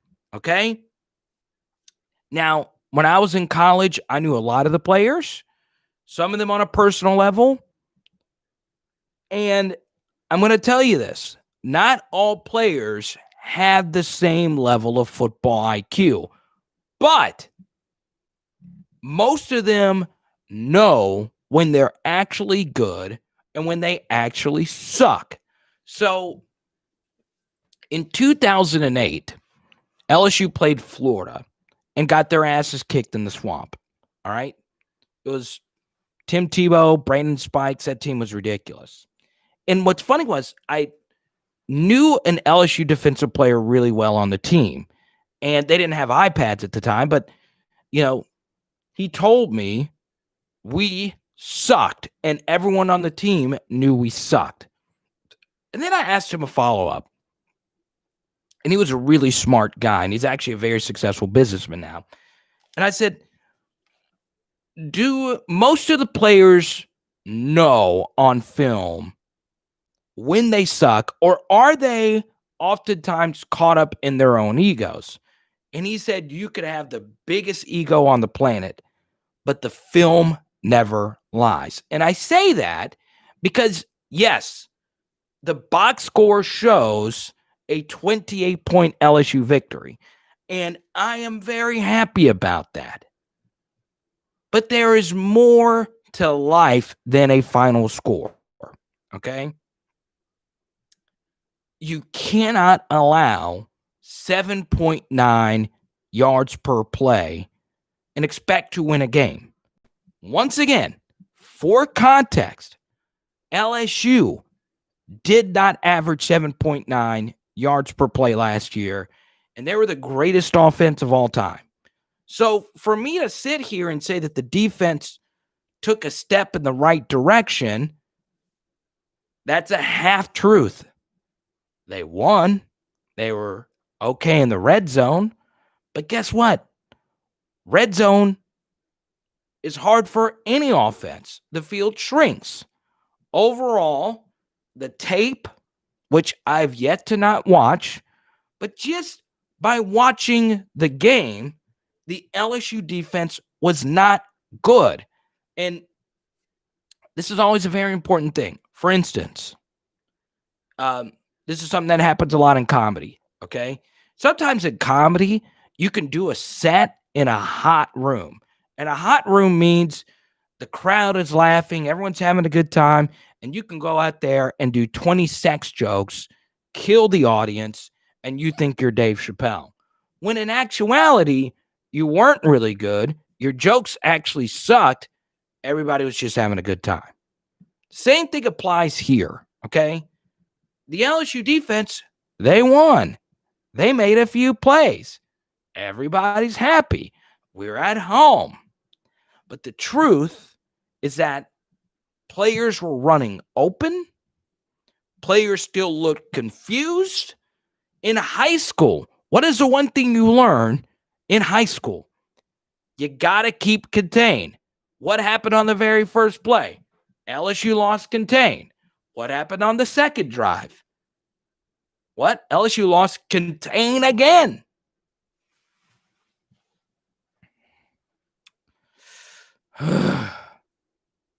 It's a problem. It's a major problem.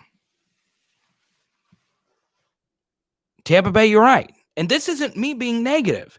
You come to this channel for perspective and for conversation.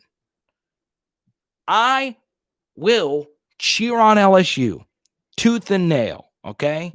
I love my Tigers, but I don't want to sit here and lollygag to you. I feel that does a disservice. Mark, you make a good point. The LSU linebackers are very hesitant. Love purple, live gold. I also think Clark is a great rusher. I agree with that. Clark is also very, very strong, but he's not the fastest. And, you know, it just doesn't show for me. I agree, MB. I see a lot of Big Ben and TJ. The only difference is TJ had a clean pocket tonight. What makes Big Ben so great is that the pocket can be filthy, and he still makes the throws. That's it, Jay. If the LSU defense was sitting in a room right now, okay, and I was looking at Jabril Cox and the whole team in the face, okay, I would tell them that they sucked, okay? And I would tell them that because the only way you get better is by realizing you aren't any good, okay? This defense is god-awful, all right? And sometimes the best thing you can do is just run through the stats. Total yards, South Carolina, 403. Yards per play, 7.9. The only problem, LSU, because they had such long drives and they had 15 minutes advantage in time of possession. And what makes that even more impressive with the 15 minutes time of possession advantage, oftentimes teams that blow out the opposition, they lose time of possession because A, they're scoring quickly, or B, they get a pick six or a kickoff return, which really hurts your time of possession. But even though LSU blew out South Carolina, even though LSU had a pick six and they had a kickoff return, they still had the ball for 15 more minutes. So the defense was not only bad, they were bad in limited snaps. Remember, final scores don't tell the whole story. The flip side was true about the LSU defense last year. They gave up a lot of points because they had to play more plays, because LSU wasn't a great time of possession team. Now, why wasn't LSU a great time of possession team? Oh, yeah, because they scored so damn quickly. That's why. That's why it happened. So the simple truth is the simple truth. LSU had everything go their way. They had time of possession. They only had one bad turnover. Miscommunication with quarterback and receiver. We expected that to happen. Outside of that, everything went their way, and they still weren't great.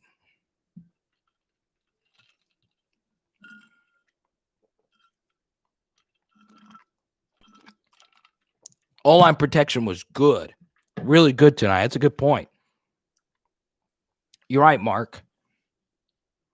Tank Bigsby is coming.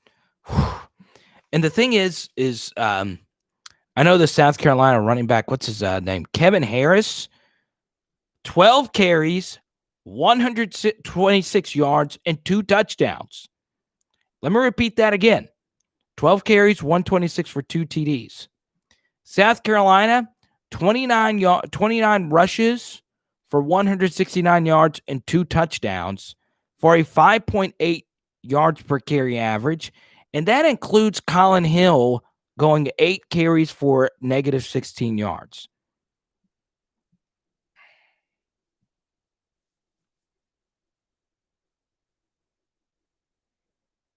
What happened at the end of the World Series game? What channel is it on? It's Fox Sports 1, right? Is it on right now? What happened? All right, let's go to Austin. Oh, it's on Main Fox. What happened? Did they hit a walk-off? Let's see. Takeaways from the games. What needs to happen in order to beat Auburn next week, assuming the linebacker play is still timid at best? So, the most important thing, and Mark was a super chatter, so I'll go to him really quickly first. A good quarterback makes the offensive line look better. Joe Burrow did it all last year. This is one of my strongest opinions about last year's team, okay? The LSU offensive line won the Joe Moore Award, but Joe Burrow made that LSU offensive line look so good against Clemson and Auburn.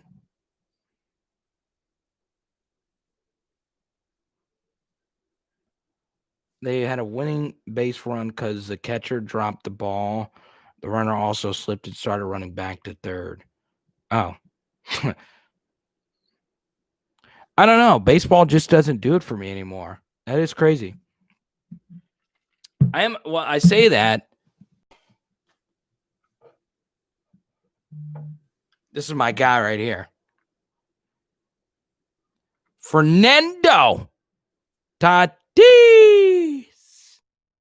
I love this guy, man.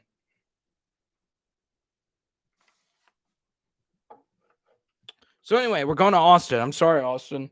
Talking about baseball. It's not why we're here. Number one thing, and they got to stop the run. I mean, you're just not going to win games playing the way you played against South Carolina. While Bo Pelini has been the worst coordinator in the SEC,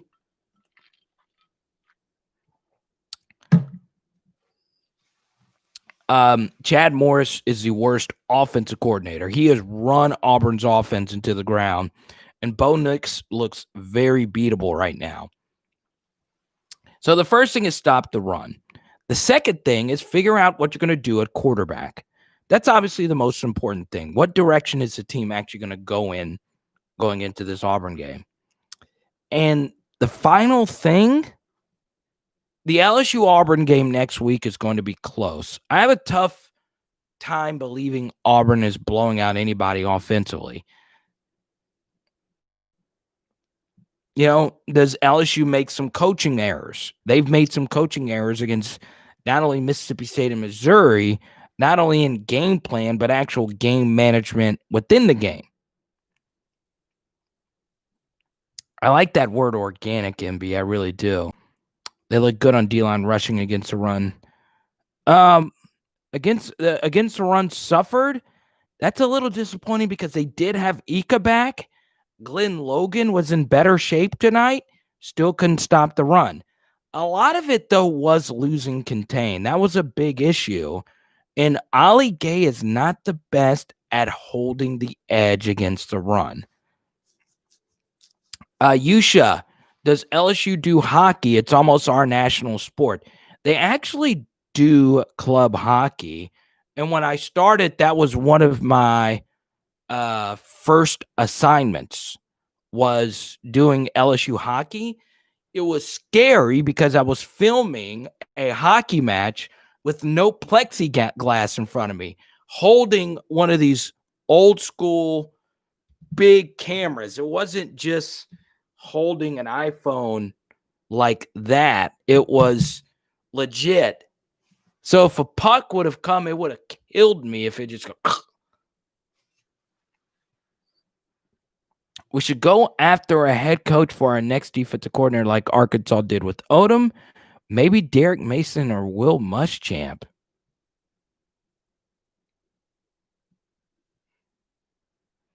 I actually like that a lot. I really do. Okay. Here's why I would want Derek Mason.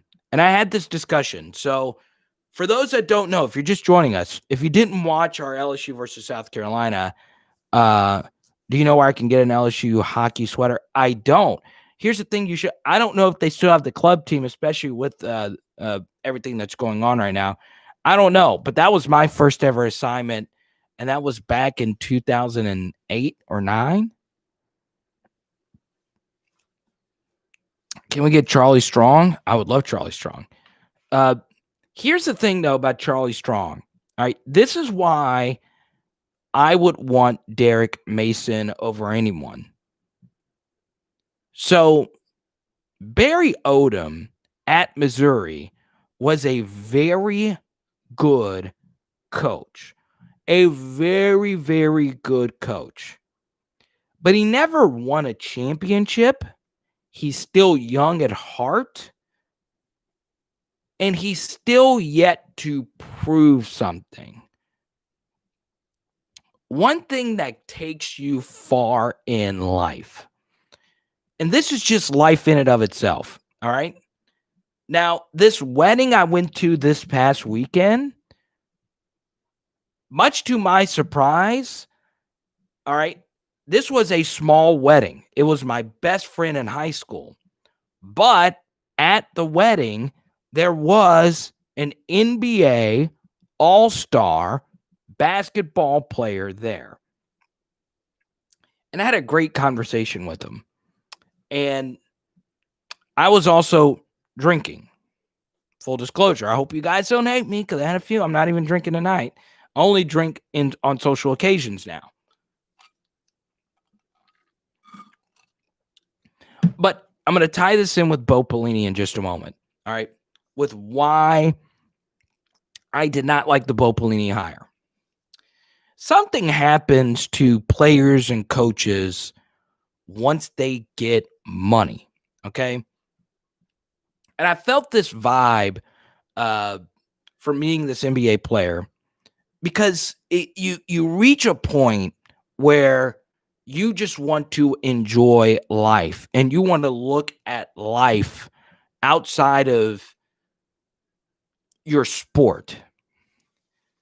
The reason why Derek Mason would be a good fit at LSU is, yes, he was a great coordinator at Stanford, but he has still yet to prove himself a winner in the SEC. He's yet to have a major milestone. Okay? If you were to bring in Will Muschamp, if he were to get fired from South Carolina, he's already proven that he can win as an LSU defensive coordinator. This would be a career lateral move. And when I was discussing with the NBA player this at the wedding, how much focus matters in anything that you do. And this NBA player didn't have elite speed. He wasn't a great jumper. There was nothing he did athletically that made him elite. But he outworked everybody.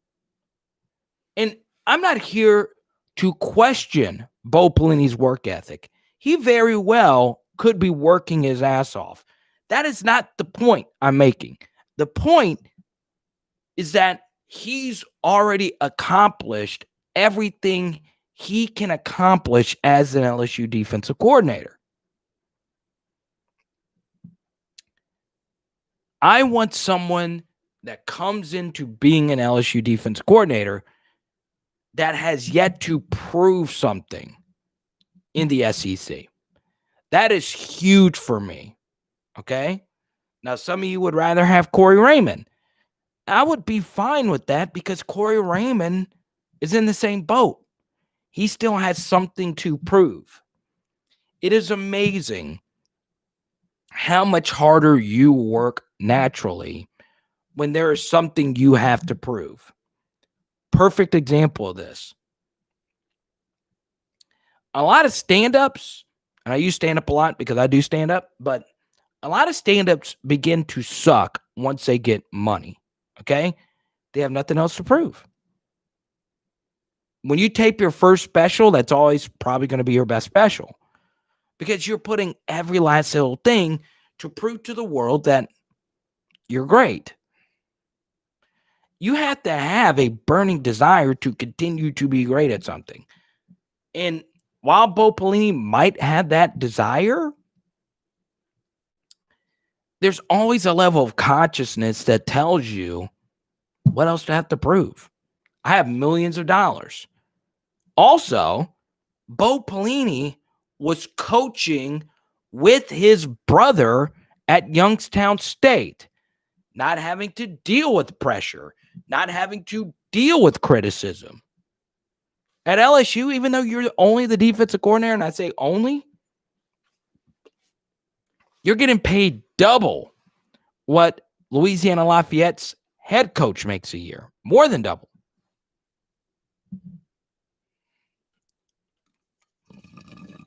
Chris Broussard, I can live with that. Not totally on fire for that, but Chris Richard.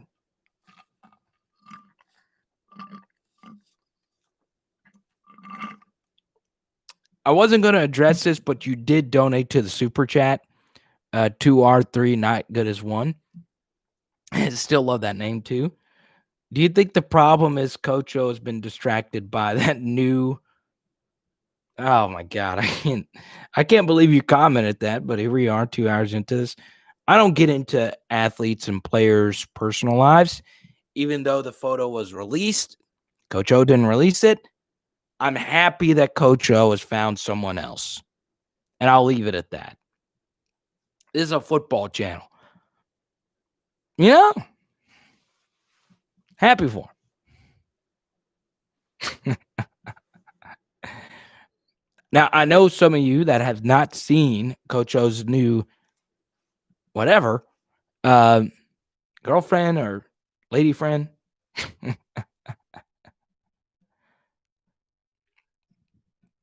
Here's one thing I won't do, and I love you, Devin. I love everyone.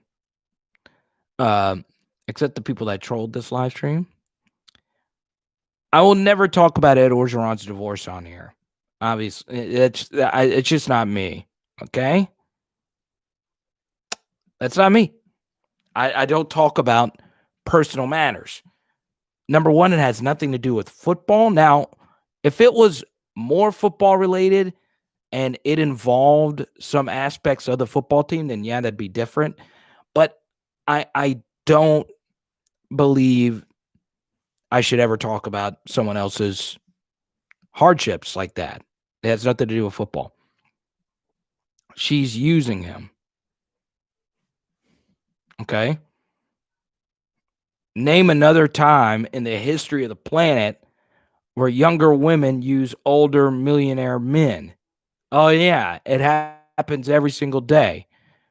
Here's something. Go look Mike Zimmer of the Minnesota Vikings. His new squeeze. Okay. Same thing's happening to him. They have money. Want to date a younger woman? All the power to you. Once again, I only brought this up because someone that donated to the super chat did. I felt like I did so professionally. I don't care what Coach O does off the field as long as it's positive. Yeah, and I know it's just a joke. I'm not offended by it. I don't think Coach O's offended by it either. I mean, it's a public photo. Um, but you know, it's good. I mean, I'm happy. I'm happy for him. All the power to it. The problem, though, okay, here's the thing: is that some of you have seen my girlfriend. My girlfriend is a gorgeous blonde woman in her 30s too.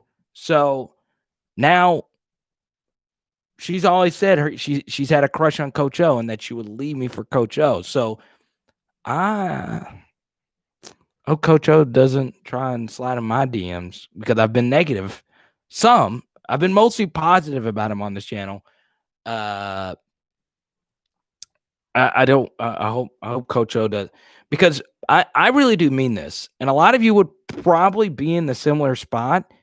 Your wife or girlfriend would leave yo to go be with Coach O. Put a ring on it.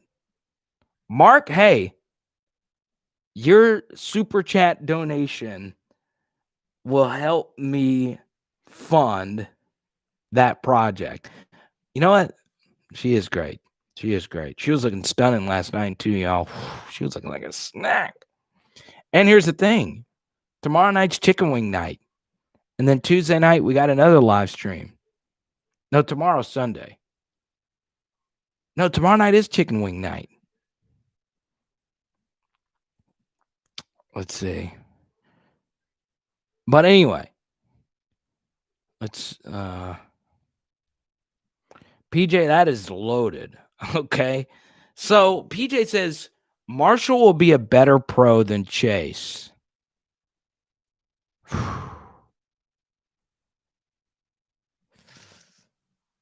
Obviously, it depends on which quarterback they go to, but I say that Justin Jefferson got paired with Kirk Cousins, and he's been the best receiver in the NFL, according to Pro Football Focus. Speaking of Sunday, will the Saints beat out Tampa Bay for the division? No, Tampa Bay's a good football team. And they're really good because they have Devin White, who's really freaking good. Devin White and Levante David, they're studs. Here's to the second half of 2020. Go Tigers. Yusha! I appreciate that, man. You did not have to do that, man. Thank you. Oh, I see. 2020.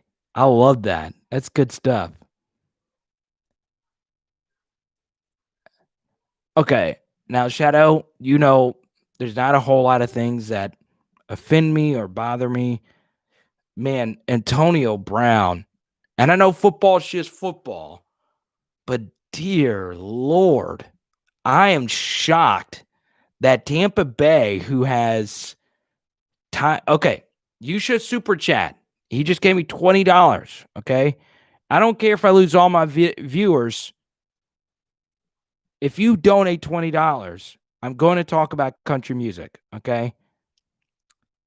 And my Uncle Cliff says Yusha is awesome. I like that.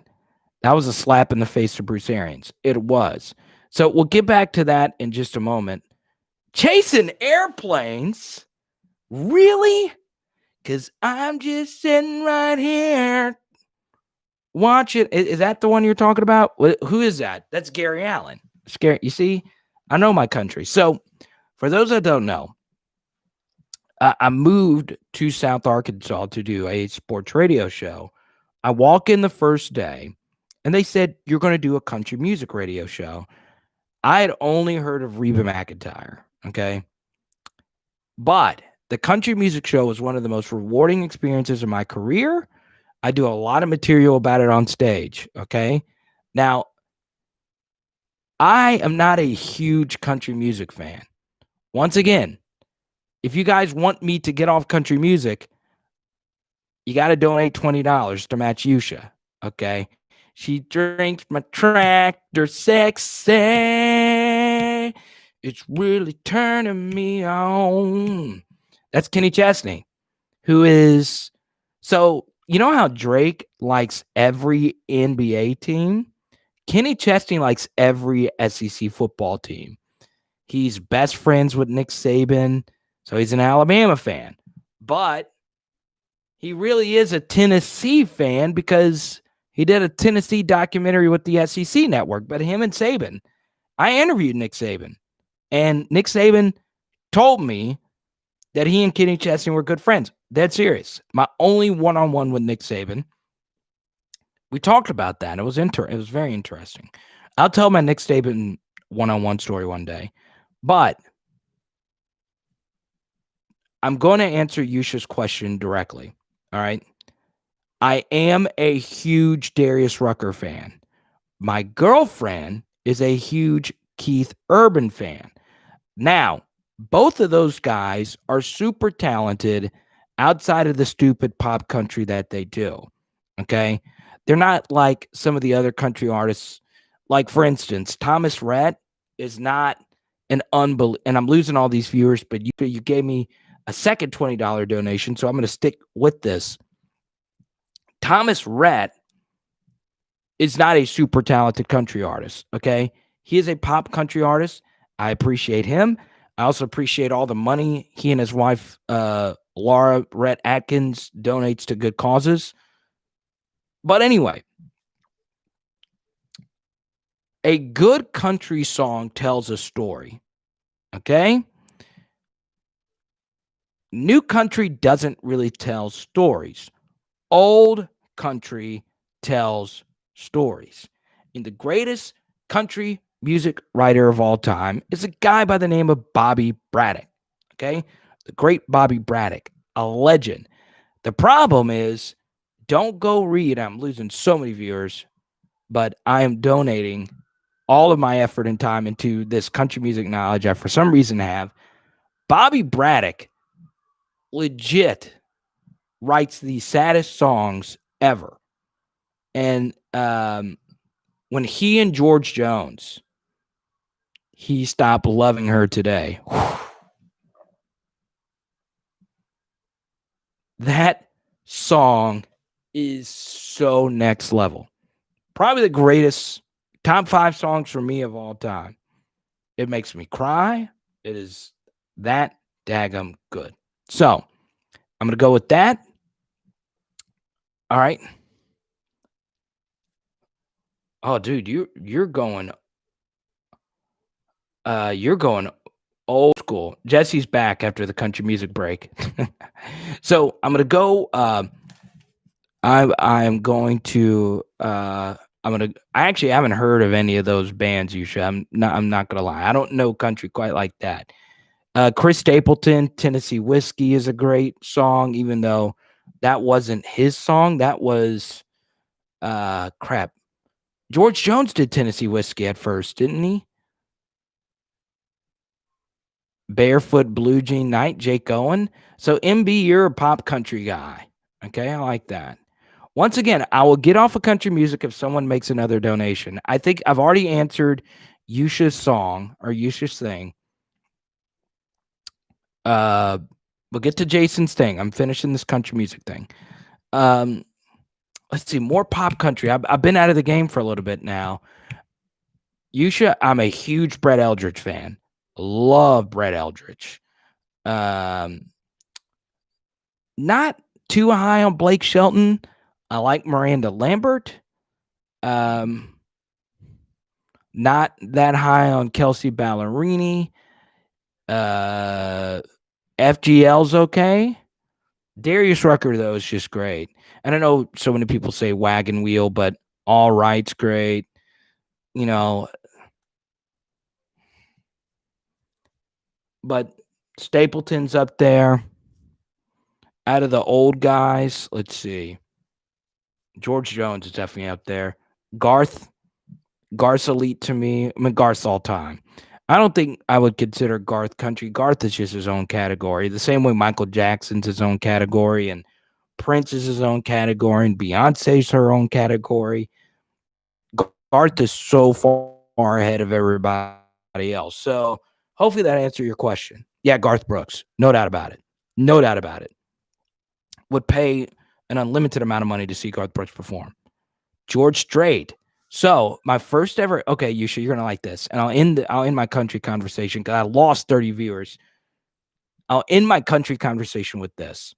My first ever country concert Reba McEntire opening for George Strait in Tiger Stadium on George Strait's Cowboy Rides Away tour. Rascal Flats? Really? We were having such a great conversation and someone brings up Gary LaVox and Rascal Flats? George Strait is great, but George Strait has some of the best lap steel performers ever. Okay. Yusha, I hope you enjoyed that country conversation, man.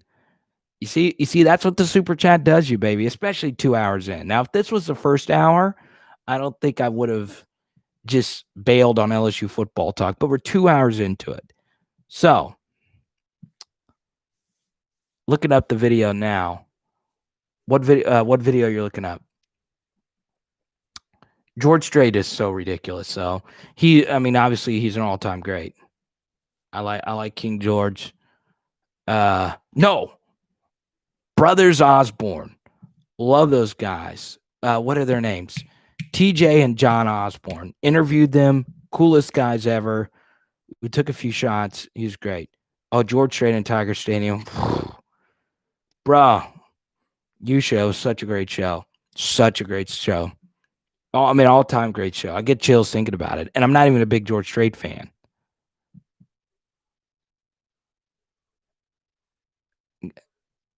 You know what I watch on my breaks. Hey, I appreciate it, Jason. What do you do for I'm gonna get to your question here. Let's see. Great win, but I have to say South Carolina probably. Yeah, this was easily South Carolina's worst performance. Dixie Chicks, never was a Dixie Chicks fan. I think they were okay. I don't know. I don't like many country groups. Only Brothers Osborne, and I'm biased because John and TJ were friends of mine when I did the show. TJ was. I think you could find my interview I did with TJ. Colin Baton Rouge, that's great, but that wasn't a Garth original. Garth's best song ever is Ain't Going Down Till the Sun Comes Up. All right. Easily that's Garth's. Hell, I'm going to have to play that song too because this live stream has gone 2.5 hours. Ain't going down till the sun comes up. I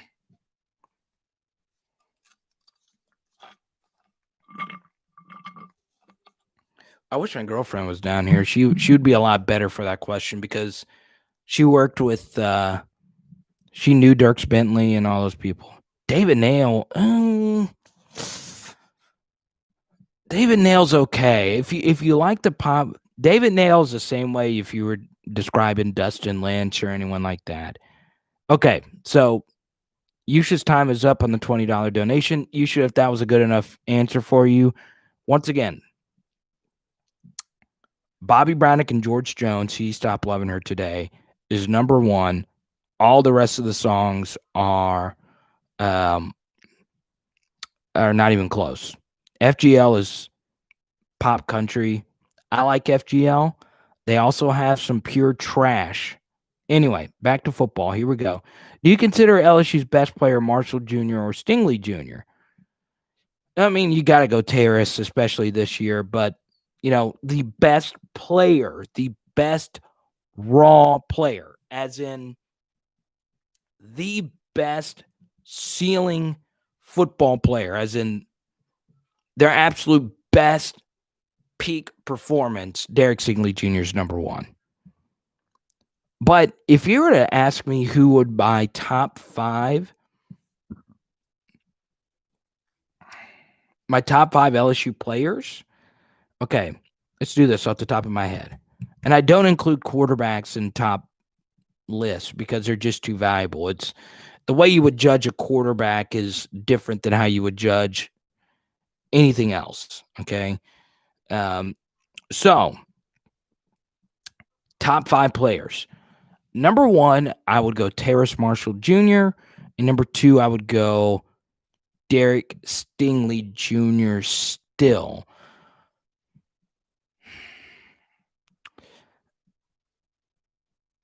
At number three, I would go Elias Ricks.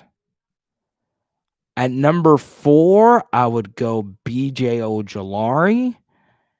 And then at number 5,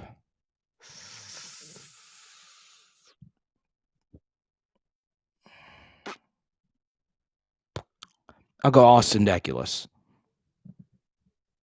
That number 5 is tough, though.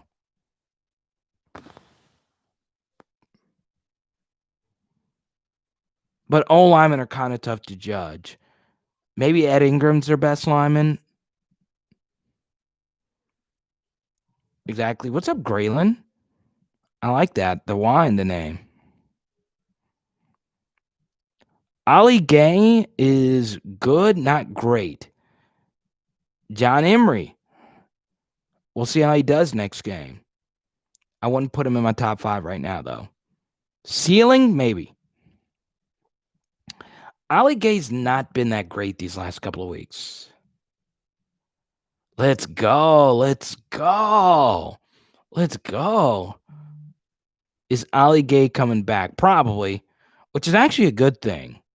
If you're an LSU fan, the best thing would be Ali Gay not having another Mississippi State game, because the Mississippi State game was so freaking ridiculous.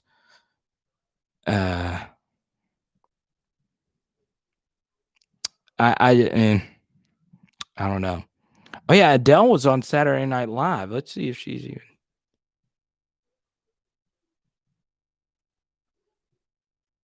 I don't care. I used to watch SNL. I still do. I'm not gonna lie. I'll watch a sketch every now and then. Yeah, like I said, that's completely different. Zach Van Rosenberg did not have to punt one time. What is wrong with Damon Clark?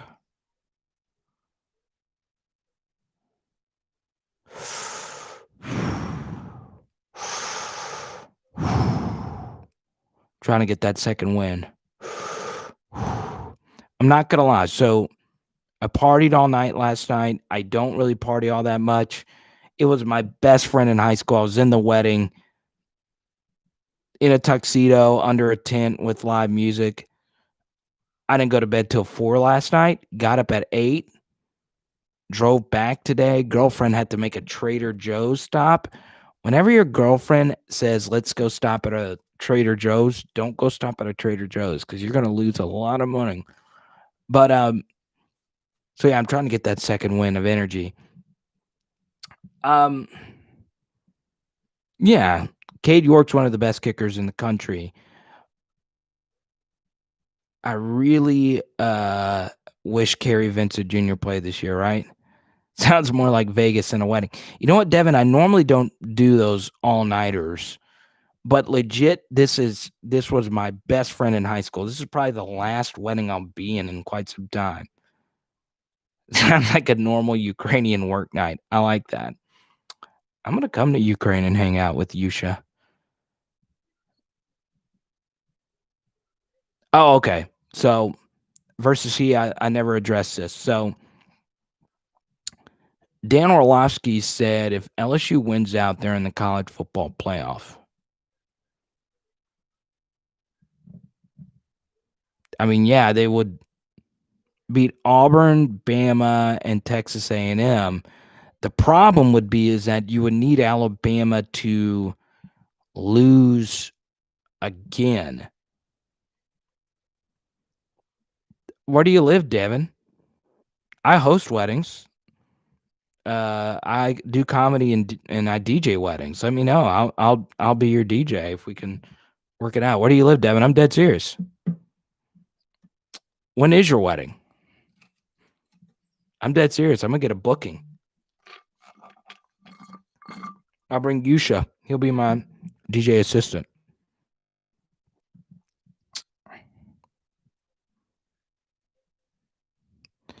Auburn did play LSU really tight, but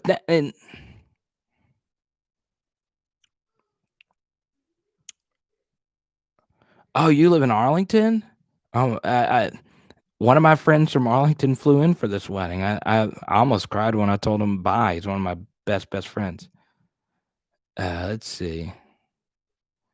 Terrace Marshall, definitely the best receiver in the country. He's not definitely the best receiver in the country. He might be now that Jalen Waddle got hurt. The best? There's Juju Atwell, who's really good. Amari Rodgers is really good. The best? Will LSU make the top 25? No, and they don't deserve to make the top 25. Arkansas would be in the top 25 before LSU.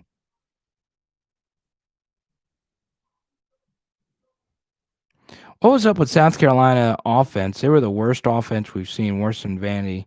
They're not worse than Vandy's offense. South Carolina beat Vanderbilt by the near exact same score LSU beat Vanderbilt. Both of those games were in Vanderbilt, and South Carolina played in a rainstorm. So South Carolina's offense was good. Hell, they averaged 7.9 yards per play.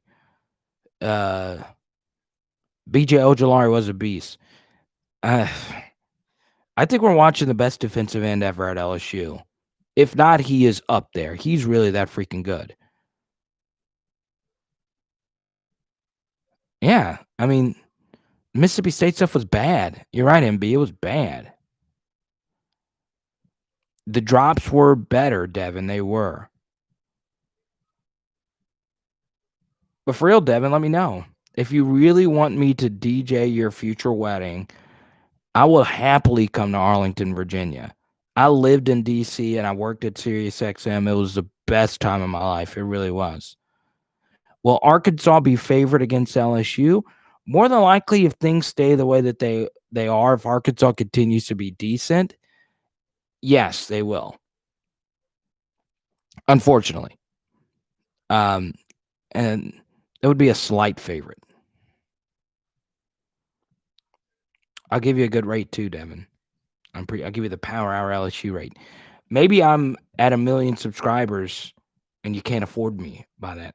That sounded bad. I'm kidding. I'll never get to 1 million subscribers. Let's see. No. And I think you're just joining us. The defense did not improve. I cannot repeat this enough. Anytime you give up 7.9 yards per play, you did not improve. Bottom line.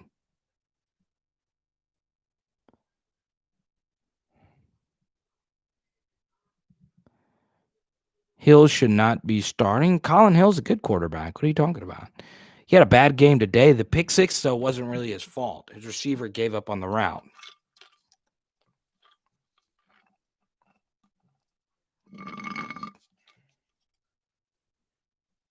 Arden Key was a good player.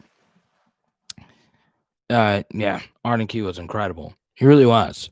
I felt bad for Arden Key, though, because there were a lot of off-the-field issues. Jason, you never even told me what you did for a job. Ryan Helinski's better than Colin? Really? Arden Key or Chason? Arden Key is incredible. And he's better than Chason. Chason, your plant manager in Missouri. Okay. Daniil Hunter was good for the Vikings.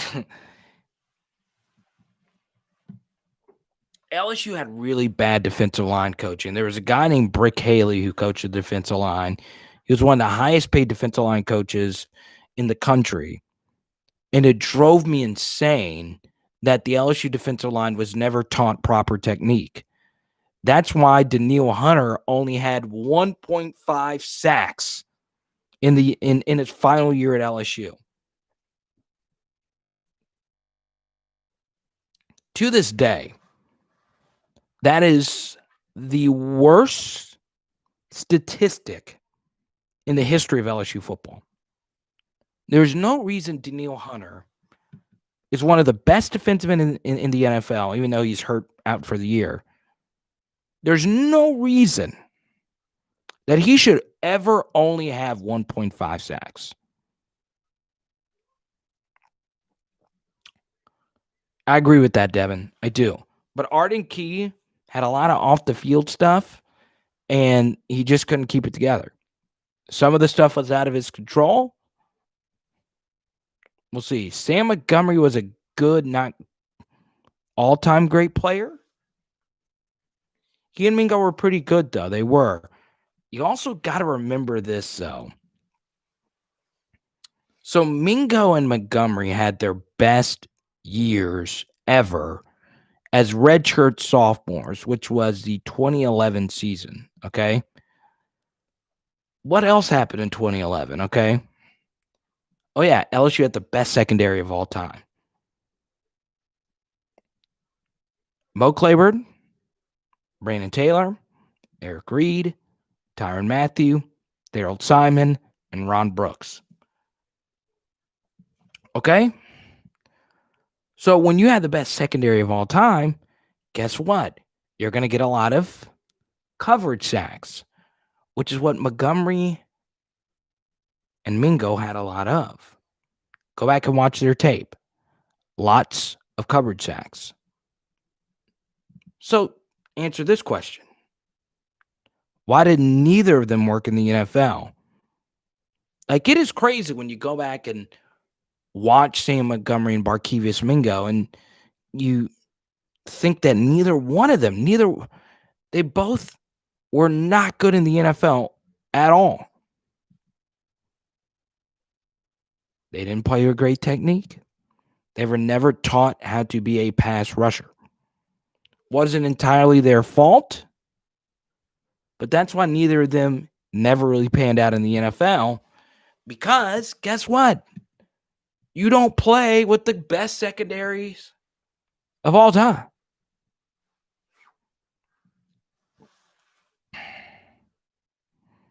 Yeah, Devin White. To me, and this might set a few people off, but Devin White is unquestionably one of the two or three best LSU football players in the championship era. So from 2003 until now, Devin White is solid in my top 5. Solid. He's probably in my top 3. And, it's crazy that he was as great as he was. It's crazy. But didn't Michael Brockers play with Mingo and Sam Montgomery? Yes. But Michael Brockers is a run stopper, okay? He and Benny Logan stopped the run up the middle, okay? So their job wasn't to rush their job was to rush the passer, but that's not what Michael Brockers does. Notice he and Benny Logan both have had successful NFL careers.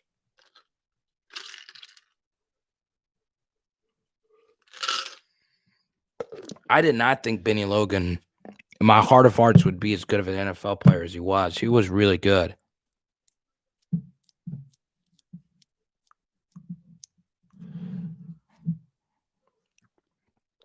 Montgomery wasn't the same.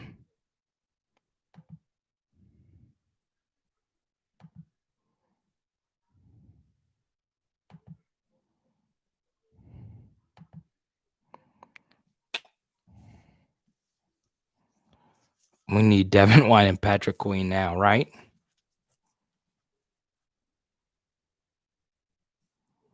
You miss old school? Yeah, I do too. There's some of it that I miss. That game was fun. Did you go to that game, MB, or?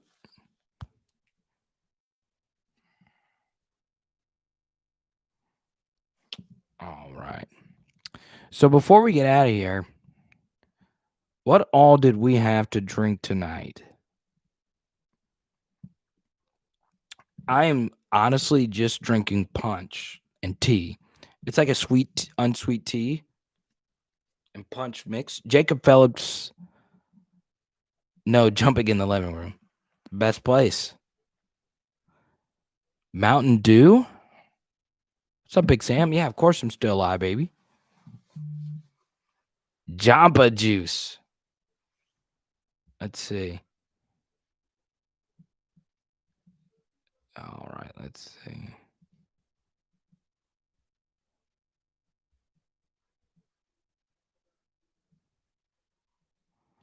What the heck? One of you guys just sent me an answer. What is this? Hennessy and cranberry juice?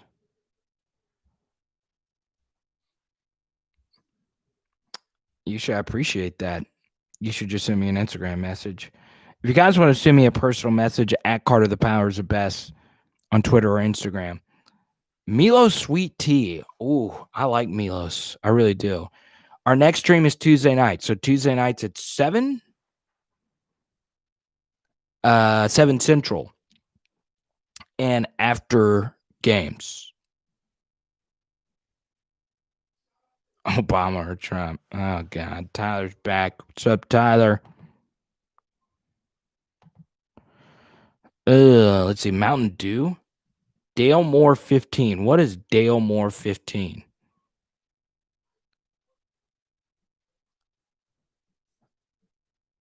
Oh, I want to Olawagbenga. I don't want to butcher. I hate butchering names. I really do. I do it all the time. So I was in a wedding this weekend. All right, like I mentioned earlier.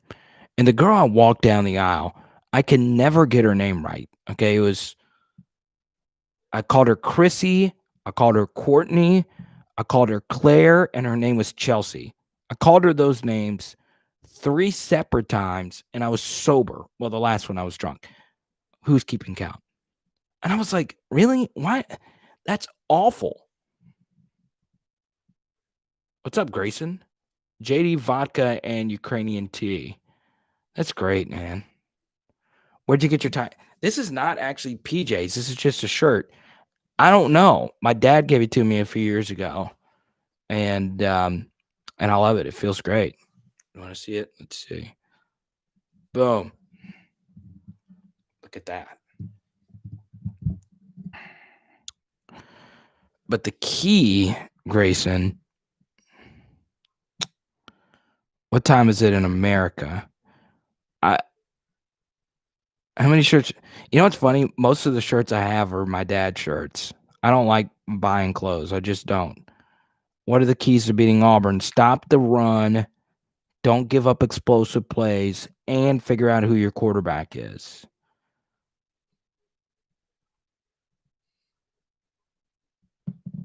Let's see.